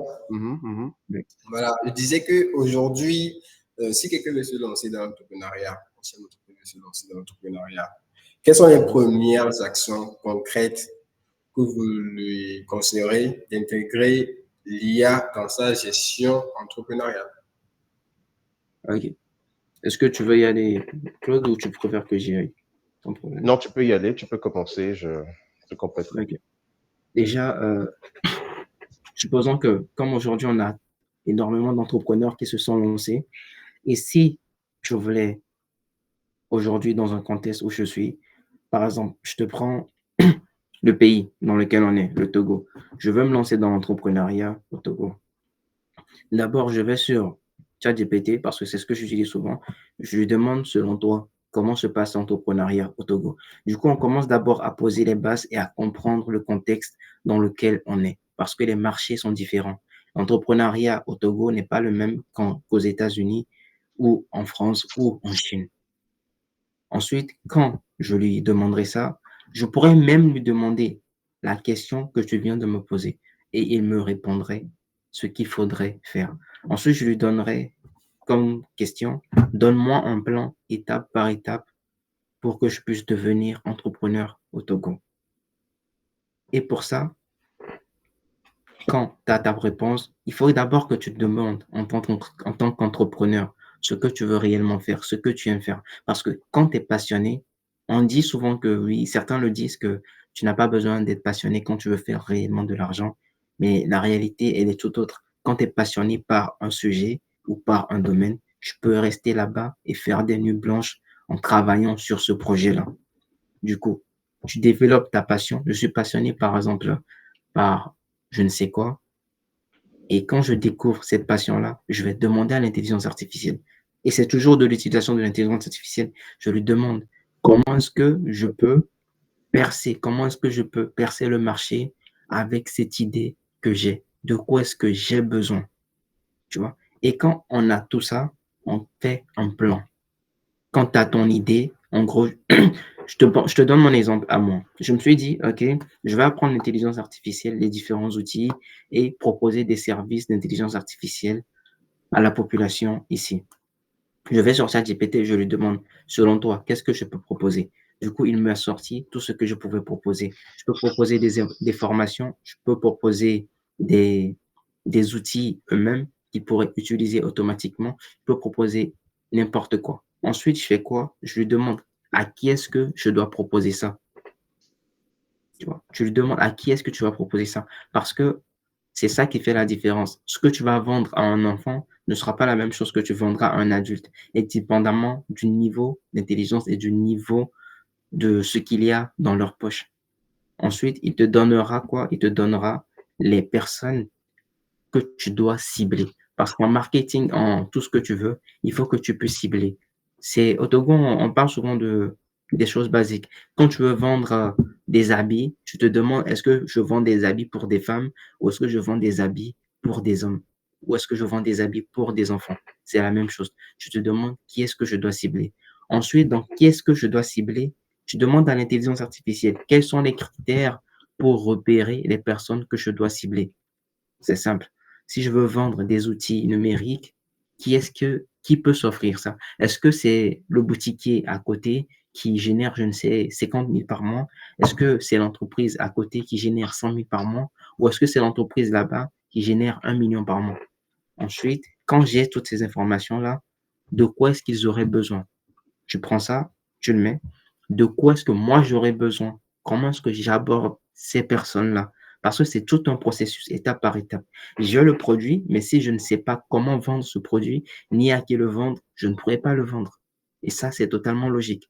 Du coup, quand on finit la création du produit, on pense à qui le vendre. Et là, on développe de nouvelles questions qu'on posera à l'intelligence artificielle et de nouvelles réponses qui vont générer de nouvelles questions. Même dans le plan de la vente elle-même, comment est-ce que je dois parler selon toi? Est-ce que j'ai besoin de site internet? Est-ce que j'ai besoin de flyers, etc., etc. Pour un entrepreneur basique, comme je le disais, tu peux utiliser l'IA pour générer des graphismes. Du coup, si je peux le faire, je demande à l'IA de me créer des graphismes ou je demande à un graphiste qui peut utiliser l'IA pour créer des graphismes. Et ensuite, je fais quoi? J'ai ces flyers-là que j'irai distribuer facilement à des personnes qui sauront avant tout que j'existe. Et de là, tant qu'on sait que j'existe en tant qu'entrepreneur, que mon entreprise existe, là, je pourrais commencer à démarcher. Merci beaucoup, Monsieur Jamal. Bon, de toute façon, chers participants, si vous avez des visuels, confiez-vous à une agence comme la nôtre. Ne demandez pas à une IA, c'est pas bien. Bon, très rapidement, je pense que les participants ont des questions avant que le docteur Jean-Claude Bapatina ne parte. Je pense qu'il aimerait répondre à des questions. Alors, chers participants, si vous avez des questions dans le chat, vous pouvez juste lever la main. Les intervenants sont là pour vous répondre.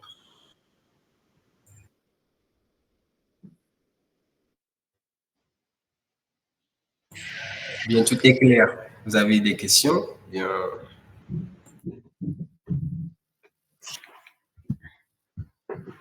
Franchement, posez des questions parce qu'en fait, nous sommes là, nous avons essayé de parler d'un sujet qui est tellement vaste. Vous comprenez? Le sujet, il est tellement vaste. On pourrait parler pendant des jours et des jours. Du coup, c'est le moment pour vous de poser des questions pour qu'on puisse répondre concrètement à ce que vous ressentez et aux besoins que vous avez. Bonjour, Corentine. Quelle est ta question?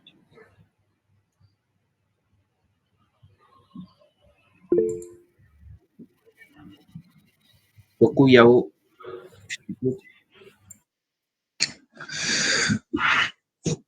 Je peux aller? Oui, Oui, vas-y. oui, vas-y. Ok. Bonjour, bonsoir, docteur, bonsoir, Diaval. Et vraiment, merci pour ce moment. C'est vrai que je suis à une formation où j'ai eu à entendre parler et puis depuis un moment, j'ai commencé par utiliser l'outil IA. Mais très souvent, pour faire des résumés de documents, je me trouve vraiment limité. Surtout, bon, j'ai eu l'habitude d'utiliser le chat GPT.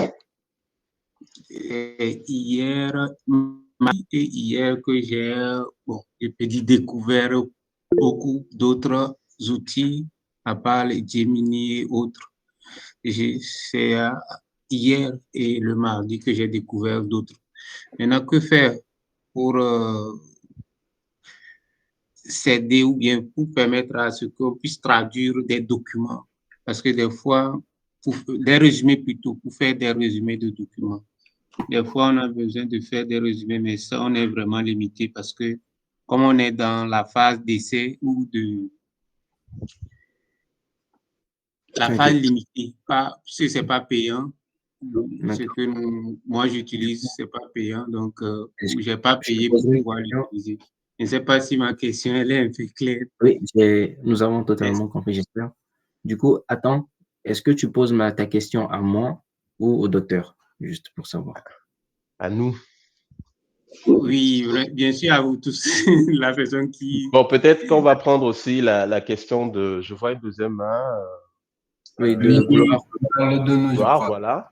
On va prendre aussi sa question. Je vais me permettre de répondre peut-être aux deux questions avant Ok. de leave the floor, de vous laisser continuer, puisque je suis appelé à une autre tâche tout à l'heure. Ok. C'est un homme occupé, au fait. Oui, Bonjour, bonjour, Gloire. gloire. Veuillez activer votre micro, s'il vous plaît. Bonsoir, j'espère que vous allez bien. Merci pour vos interventions qui ont été très enrichissantes. Ma première question est adressée à, à M. Jamal. J'aimerais Oui. savoir, en tant que manager d'équipe, quels sont les outils d'intelligence artificielle qu'on pourrait insérer dans nos quotidiens pour être plus performants. Ok. Je poserai une Ma, question. Vas-y. oui. Je Ma prends notre seconde question. question est adressée à Dr. Bakatina. J'aimerais savoir, en tant que recruteur, par exemple, pour pouvoir embaucher des personnes, pour pouvoir faire un recrutement, quels sont les types d'attentes en matière de capacité au niveau en informatique, en utilisation de IA qu'on pourrait rechercher? Je précise si l'entreprise est dans la restauration et dans la conciergerie. Merci beaucoup. Ce sera tout pour moi. Ok, alors je me permets d'intervenir rapidement. Il ne me reste que quelques minutes. Alors, pour répondre à la question de Coco, alors, lorsque vous êtes sur des outils, bien sûr, gratuits, vous êtes d'accord avec moi qu'il ne va pas vous donner toutes les fonctionnalités que vous souhaitez. Alors, mais quand c'est sur du texte, par exemple, vous pouvez morceler le texte. OK? Vous pouvez, tout dépend de la stratégie. Vous pouvez déjà lui envoyer le texte en bloc, déjà pour qu'il prenne connaissance de l'ossature générale. Et mais avant ça, il faut l'orienter par rapport au principe du résumé. OK? Parce que vous, dans votre tête, vous savez à peu près ce que vous voulez. Mais lui, il ne sait pas. Et il ne faut pas dire tout de suite, fais-moi le résumé de ce texte. OK?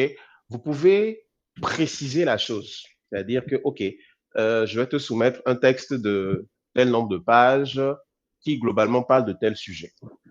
Je voudrais que tu puisses me faire un résumé qui permettra de faire tel, tel, tel, tel, tel. Si par exemple c'est un résumé pour aller juste le présenter à ton supérieur, à votre supérieur, vous lui dites, OK, je voudrais faire le résumé de cet article pour le présenter à mon supérieur. Il va fonctionner différemment que si c'est, par exemple, un résumé que vous voulez intégrer peut-être dans un autre document.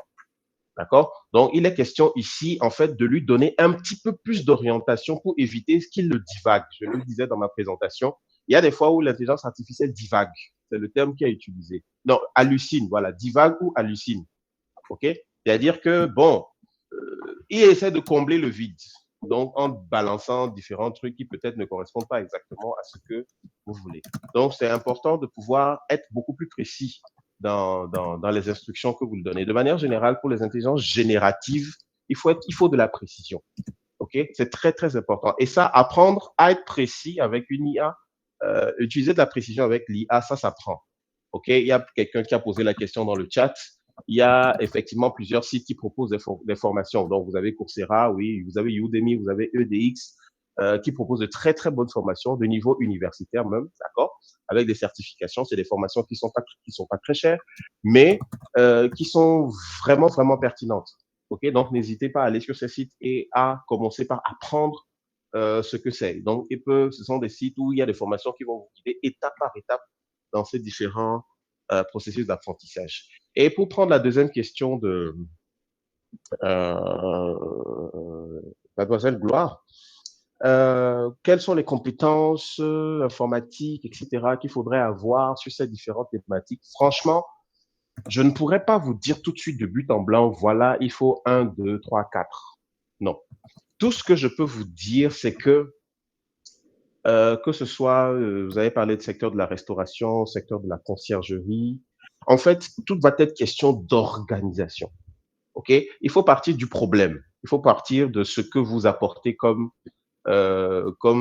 solution. D'accord? Ce n'est pas juste, vous n'apportez pas juste de la nourriture, vous voulez répondre à la faim.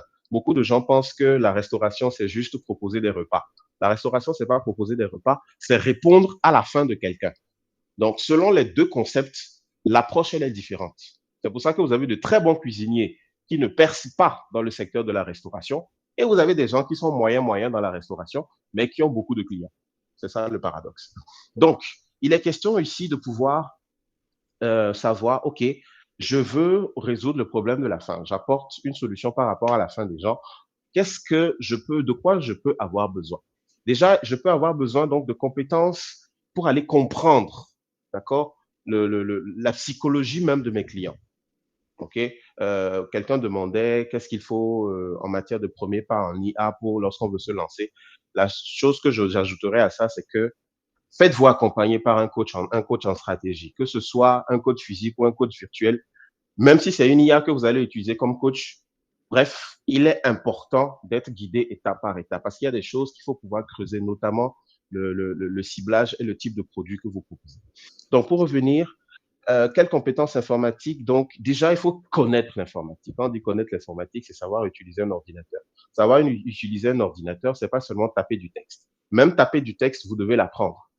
OK? Je suis toujours surpris de voir des gens qui disent que, lui, il maîtrise l'informatique, mais pour taper un texte d'une page, il vous faut 1 heure. Ça n'a pas de sens. OK? Donc, le b.a.-ba de la bureautique, il faut le connaître. Ça, c'est important. Deuxième chose, ayez des notions en matière de communication. Donc, à quoi l'informatique peut-elle vous aider en matière de communication? OK? Quels sont les principes, la typologie, je vais dire, l'organisation même, je vais dire, d'un support de communication. Tout ça, ce sont des choses que l'informatique peut vous aider à acquérir. Quelle autre compétence sur le plan informatique par rapport au domaine que vous avez cité? On reste toujours dans le secteur de la communication, mais cette fois-ci, c'est dans la communication verbale. Il faut apprendre à parler au client. Il faut apprendre à parler. Très OK? important. Voilà. Une chose est de savoir je sais préparer, je sais organiser, mais il faut savoir parler. Quand je dis savoir parler, que ce soit parler de manière écrite ou parler de manière verbale. Quand on dit parler de manière verbale, c'est pas seulement savoir parler le français. Non, je ne suis pas en train de dire qu'il faut savoir parler français ou mina, etc. Mais comment est-ce que je m'adresse à l'autre? OK? Les principes de la communication en matière de vente ou d'échange sont très importants. Et il y a des peuples qui ont tellement maîtrisé ce domaine que c'est très beau à voir. Quand vous prenez les Arabes, quand vous prenez, aujourd'hui on les appelle les Haoussa, les Nigérians ou bien les Nigériens, les Haoussa et tout, ils ont l'art, ils maîtrisent l'art de cette communication client. OK? Et ça, c'est quelque chose qu'il faut apprendre. C'est quelque chose de fondamental qu'il faut apprendre. Si vous allez dans un marché arabe ou bien vous allez dans un marché au Nigeria, si vous n'êtes pas concentré avec des objectifs bien précis, vous risquez d'acheter tout un ensemble de choses et à la fin, vous allez vous demander pourquoi vous avez acheté tout ça. Donc, et ça, l'informatique peut vous aider à acquérir ces choses si tant est que vous savez vers où chercher. D'accord? Donc, voilà un peu ce que je pourrais ajouter avant de laisser donc Jamal continuer. Et vous dire à très bientôt. Et donc, si des personnes auraient des questions qu'ils voudraient pouvoir m'adresser, vous pouvez les écrire dans le chat ou les écrire sur la plateforme WhatsApp. Sur la plateforme WhatsApp, ce sera encore mieux. Et pour que je puisse y répondre un petit peu plus tard. Merci beaucoup. Merci beaucoup à vous, Dr. Jean-Claude Labatina. Merci vraiment. Nous vous remercions. Jamal, on peut continuer avec toi. Tu Oui, aimerais du répondre aux coup, questions. Gloire, j'aurais une question avant de poursuivre. Est-ce que, de ce que j'ai cru comprendre, ta question, elle était orientée niveau restauration, c'est ça? Juste me confirmer. Oui, restauration et conciergerie. Ok, restauration et conciergerie. Ok. Du coup, comme le disait tantôt, il faut d'abord maîtriser la base elle-même de la restauration, savoir préparer tout ça, mais ensuite, il faut savoir tout ce qui va avec. Donc, de ce que j'ai pu comprendre, les problèmes qui pourraient être soulevés dans le milieu de la restauration, d'abord, ce serait le service client. Je le noterai, d'accord? Le service client. Ensuite, les affiches basiques, les affiches pour faire la promotion, etc. Ça, on parle juste avec la relation client. Relation client, on parlerait de service client, d'affiches. Ça veut dire affiche, c'est la visibilité. Que ce soit des affiches physiques qu'on partagerait ou des affiches web qu'on mettrait sur nos plateformes Instagram, site internet, etc. Ça, c'est la visibilité. Et de l'autre côté, derrière, ce serait ce qui se passe à l'interne. Je ne l'avais pas dit, mais je suis aussi analyste d'affaires.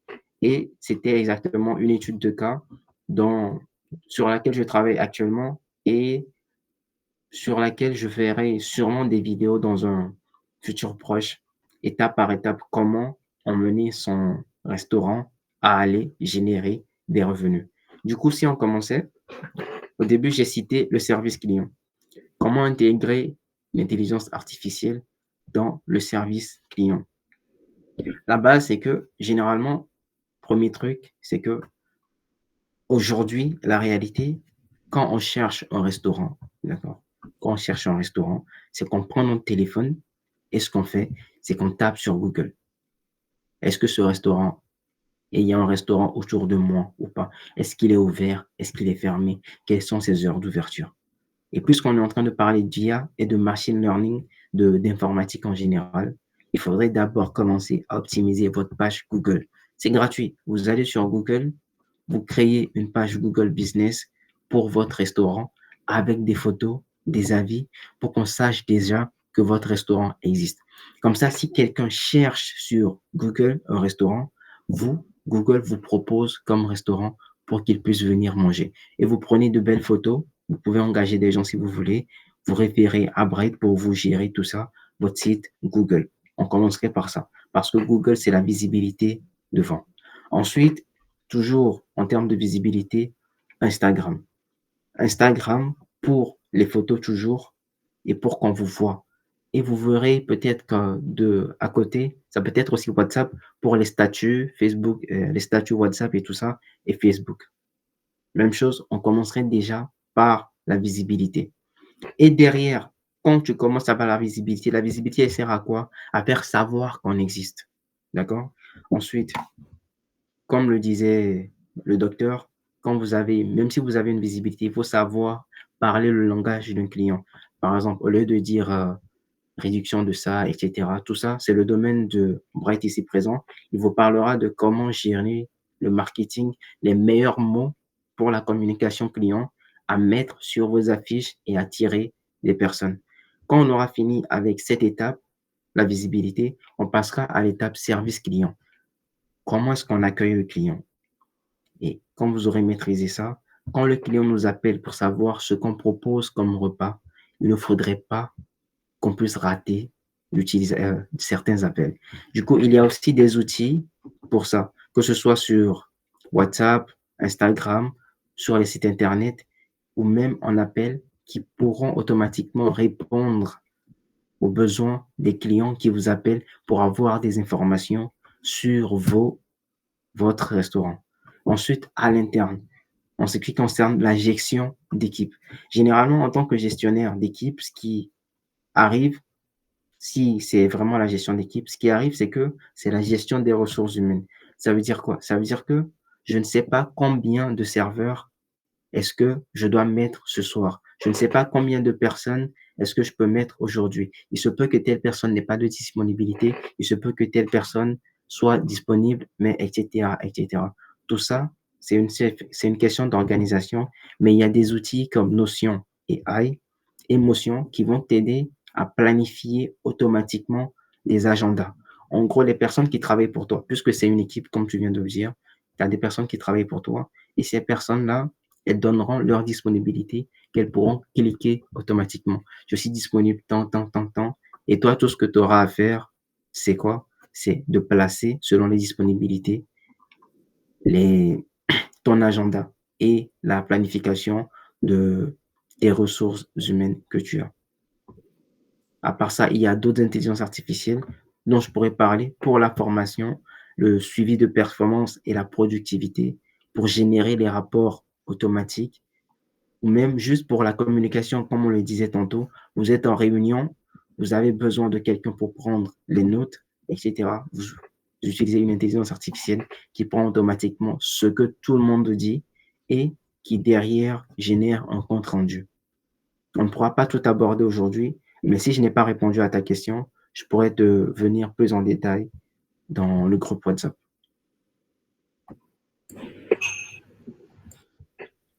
Est-ce que j'ai répondu à ta question? Oui, vous avez répondu. Merci beaucoup. Merci. Bon, avant de poursuivre, je pense que Corentine Dakou, c'est ça, posait une question dans le chat à savoir quelles sont les formations en intelligence artificielle, autant pour moi, accessibles dans le domaine du digital. Bon, je pense qu'il y a eu des propositions de sites et tout ça. Je pense qu'il y a le docteur Jean-Claude Babacar qui a renchéri avec le prompt engineering. Bien avant de donner la parole, Jamal, je vais aborder un truc vite fait. Bon, je pense que M. Jamal venait de le dire. Si nous avons organisé cette masterclass, c'est bien évidemment grâce à Embraid Creative, qui est une startup qui fait dans la communication, événementielle, la technologie, tout ce qui est marketing. Et bon, perso, moi-même, j'ai appris du marketing en ligne. Je suis pas, ma formation sensible, c'est que c'est l'informatique. Et donc, le marketing et tout ça, c'est en ligne, je l'ai appris. Et un site qui m'a vraiment aidé, c'est Hotspot Academy. Je vais peut-être le laisser dans le groupe après. Ouais, Hotspot je connais Academy. aussi. Voilà, avec ces outils bien ciblés, mais je vous dis direct, c'est pas, quand vous irez sur le site, les formations sont tellement assez qu'il faut vraiment prendre du temps de comprendre. C'est pas forcément avoir la certification qui est essentielle. Sinon, vous aurez bel et bien les certifications. Moi, j'en ai plein. Bon, à ce jour, j'en ai 8, juste 8. Mais si vous ne comprenez pas les BA, les bases proprement dites, vous ne pourrez pas bien gérer les choses faites. Et donc, moi, je vous conseille Hotspot Academy. Les cours sont bien détaillés avec des outils à l'appui. Hotspot Academy, si ça vous fait l'affaire. On ne sait pas si Jamal a un truc à renchérir. Moi-même, j'ai des certifications et mes certifications, je les prends sur Coursera parce qu'elles sont données par Google, Microsoft, IBM. Ce sont des grandes entreprises. Mais en ce qui concerne le marketing, comme tu viens de le dire, HubSpot est très utilisé par plusieurs acteurs du marché, notamment en tout ce qui est CRM, acquisition client, création de tunnels de vente et tout ce qui va avec. Mais avant tout, comme on le dit, il faut d'abord maîtriser les bases. Maîtriser les bases de c'est quoi le marketing, en particulier ce qu'on veut faire réellement pour aller savoir quelles compétences chercher. Parce que si tu te demandes juste quelles compétences je peux acquérir sans savoir ce que tu veux faire avec ces compétences, tu les auras, tu auras les certifications, tu auras les compétences, mais en fait, tu ne pourras pas les utiliser. Elles ne te seront pas utiles. Du coup, c'est ce que j'ajouterais. Voilà. Merci beaucoup. Je ne sais pas si des participants ont encore des questions.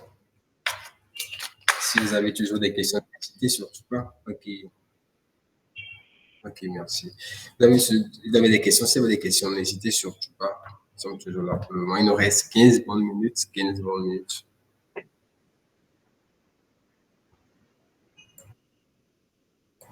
Nous disons merci à la partie technique qui gère l'enregistrement. Monsieur Inox, merci pour l'enregistrement.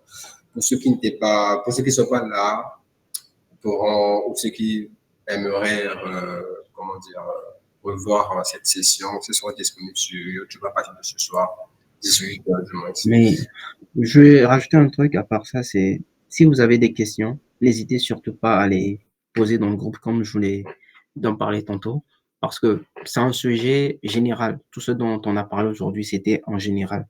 Donc, en posant des questions sur des sujets bien précis, nous, ça nous permettra de vous donner des réponses bien précises et plus qualitatives. Merci. Merci, merci, Monsieur Diamal.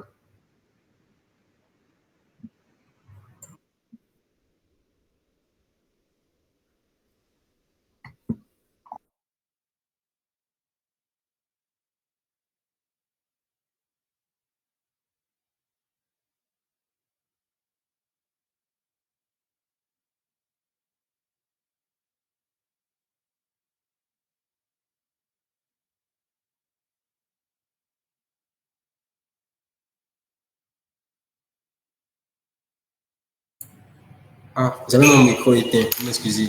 Je disais que Jamal, si tu peux nous faire un bref aperçu de ce que c'est que la réadaptation de l'IA à nos jours, aujourd'hui. Un bref aperçu en 2, 3, 4, 5 minutes. Tu nous parleras peut-être des risques. Pour ceux qui étaient là au début, depuis le début, et pour ceux qui viennent d'arriver, voilà, si tu veux nous faire un truc, Qu'est-ce que tu veux dire par bref aperçu? Tout ce dont on a parlé aujourd'hui. ouais, voilà, tu nous résumes. Ok. Si je voulais vous résumer tout ça, je dirais que avant tout, premier truc, c'est que dans le temps, tout dépend en fait de ce que vous voulez faire.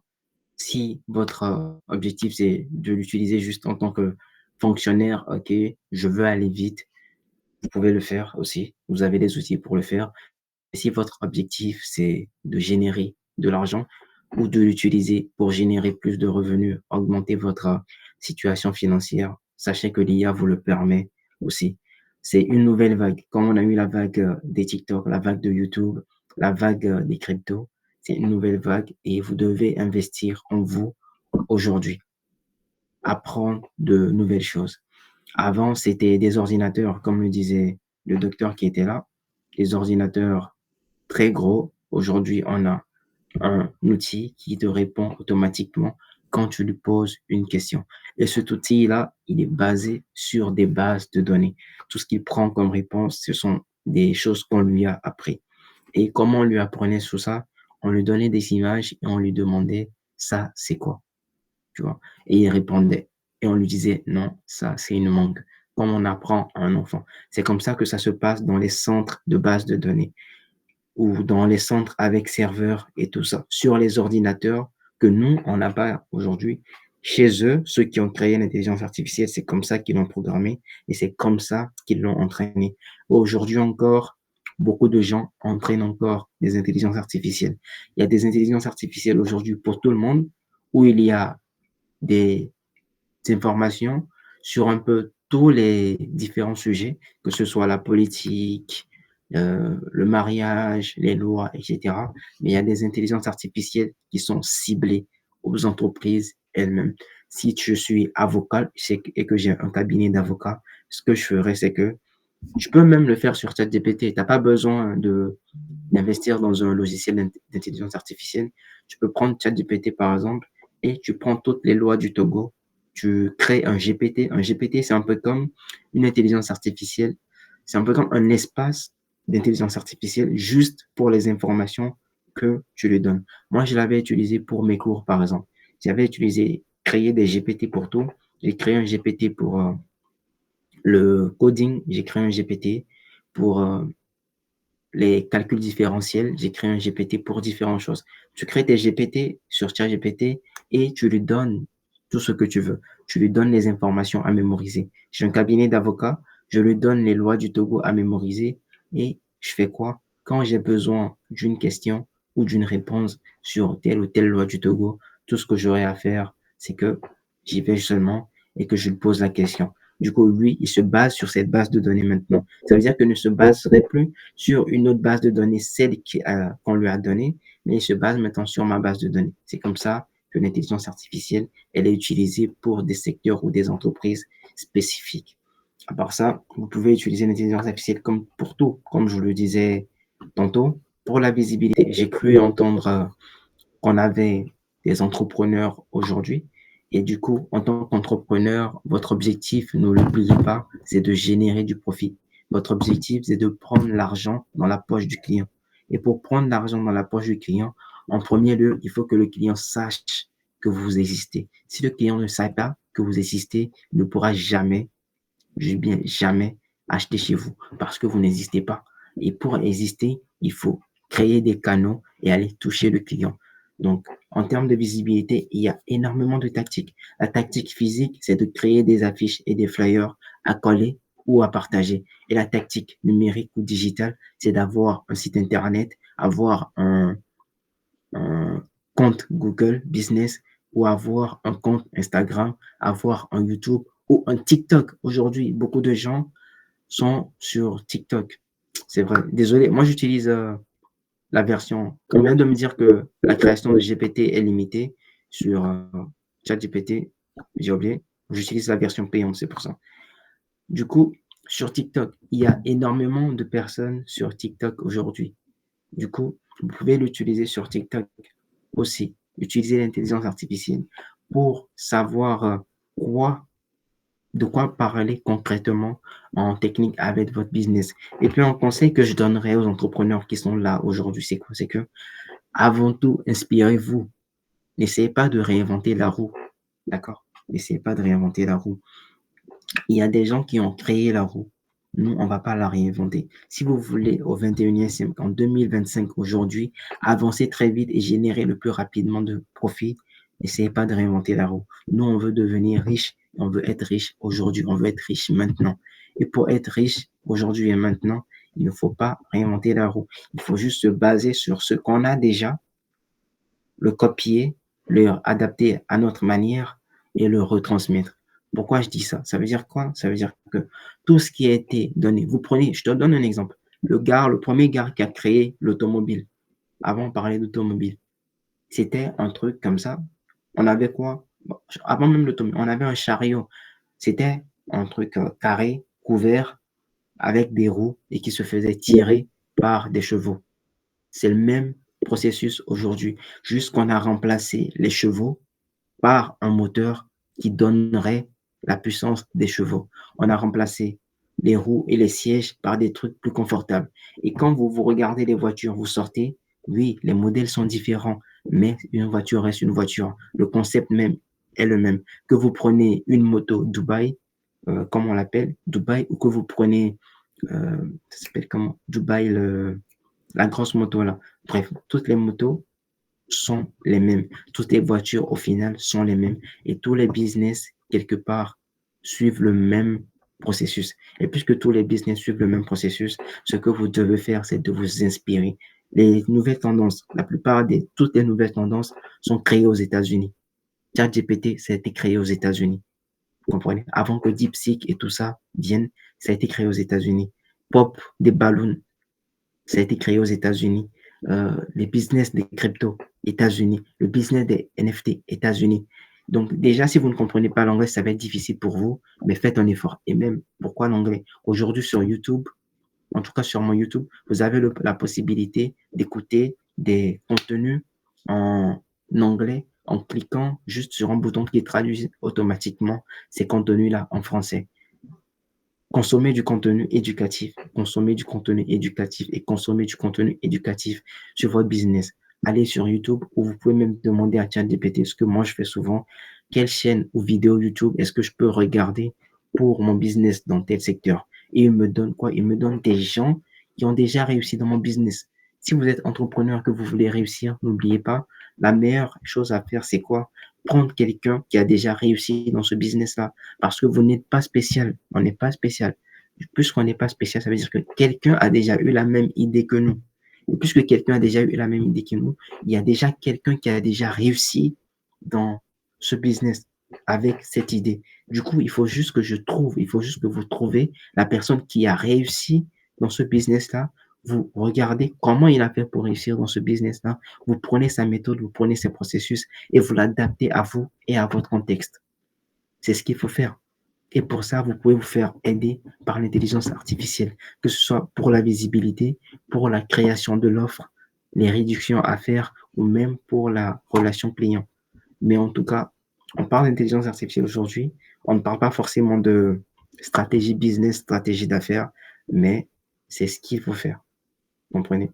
Donc, si vous avez des questions, n'hésitez surtout pas. Toujours poser des questions, toujours demander à des gens ce qu'il faut et ce qu'il ne faut pas faire pour vite avancer. L'école, c'est la même chose en fait. L'école, c'est juste que l'école ou les formations, c'est la même chose. C'est juste une formation étape par étape pour te permettre d'acquérir tout ce que tu as comme connaissance aujourd'hui. Et dans la vraie vie, c'est la même chose. Vous pouvez faire des recherches vous-même, mais ça vous prendra plus de temps. Du coup, n'hésitez pas à demander aux gens qui sont déjà là, que ce soit Bright, que ce soit moi, que ce soit le docteur, n'hésitez pas à leur de poser des questions parce que ce sont des gens qui ont déjà pris le temps, qui ont déjà perdu le temps à travailler et à faire des recherches et qui ont les connaissances aujourd'hui. Demandez-leur, comme ça vous n'aurez plus à aller faire des recherches, vous aurez juste à avoir la réponse que vous pouvez utiliser aujourd'hui. C'est la même chose. Je parlais de création de flyers, de création d'affiches, etc. tantôt. Mais la réalité derrière, c'est quoi? C'est que tu peux prendre le temps d'apprendre tout ça, mais tu peux juste investir sur Bright pour te créer ton affiche. Merci. D'accord, merci, merci. Quand on parle de Bright, bien évidemment, c'est ma startup et je suis avec une équipe. Donc, merci pour la publicité, l'instant publicité, Jamal. Merci pour tout ce que tu as dit. C'est très, très, très, très, très pertinent et nous serons bien heureux de te revoir dans des ateliers pratiques à l'IA. Sûrement, tu auras des trucs à nous apprendre. Sûrement, n'est-ce pas? Aucun problème. Ok, Bien sûr, il y a tellement de trucs à apprendre.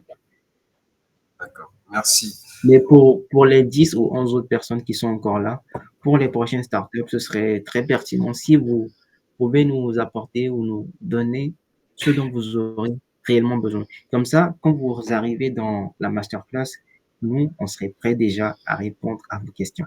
Du coup, ce serait comme si vous avez déjà des problèmes, vous arrivez, au lieu que ce soit juste des informations que vous absorberez, vous arrivez déjà, vous avez des questions et nous, on répond à ces questions-là comme ça. Quand vous repartez de la masterclass, vous aurez fait un pas très grand dans votre initiative et dans votre processus d'entrepreneuriat.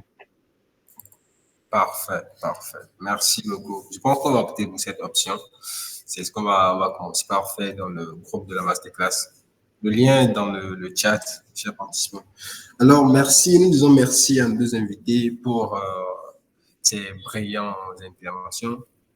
Nous avons compris aujourd'hui que l'IA n'est pas une option future, mais une réalité présente. Et elle exige de nous un nouvel état d'esprit, une réadaptation immédiate et surtout une vision claire. Et nous disons vraiment merci au Dr Jean-Paul Papatina et à Jamal pour le partage d'expériences et de conseils pratiques. Alors, mesdames et messieurs, nous voilà à la fin de cette session. Nous disons merci à la partie technique, monsieur Inox. Merci et à la prochaine. Si vous avez des questions, n'hésitez surtout pas. Le lien est dans le chat pour les laisser là-bas. Merci, merci.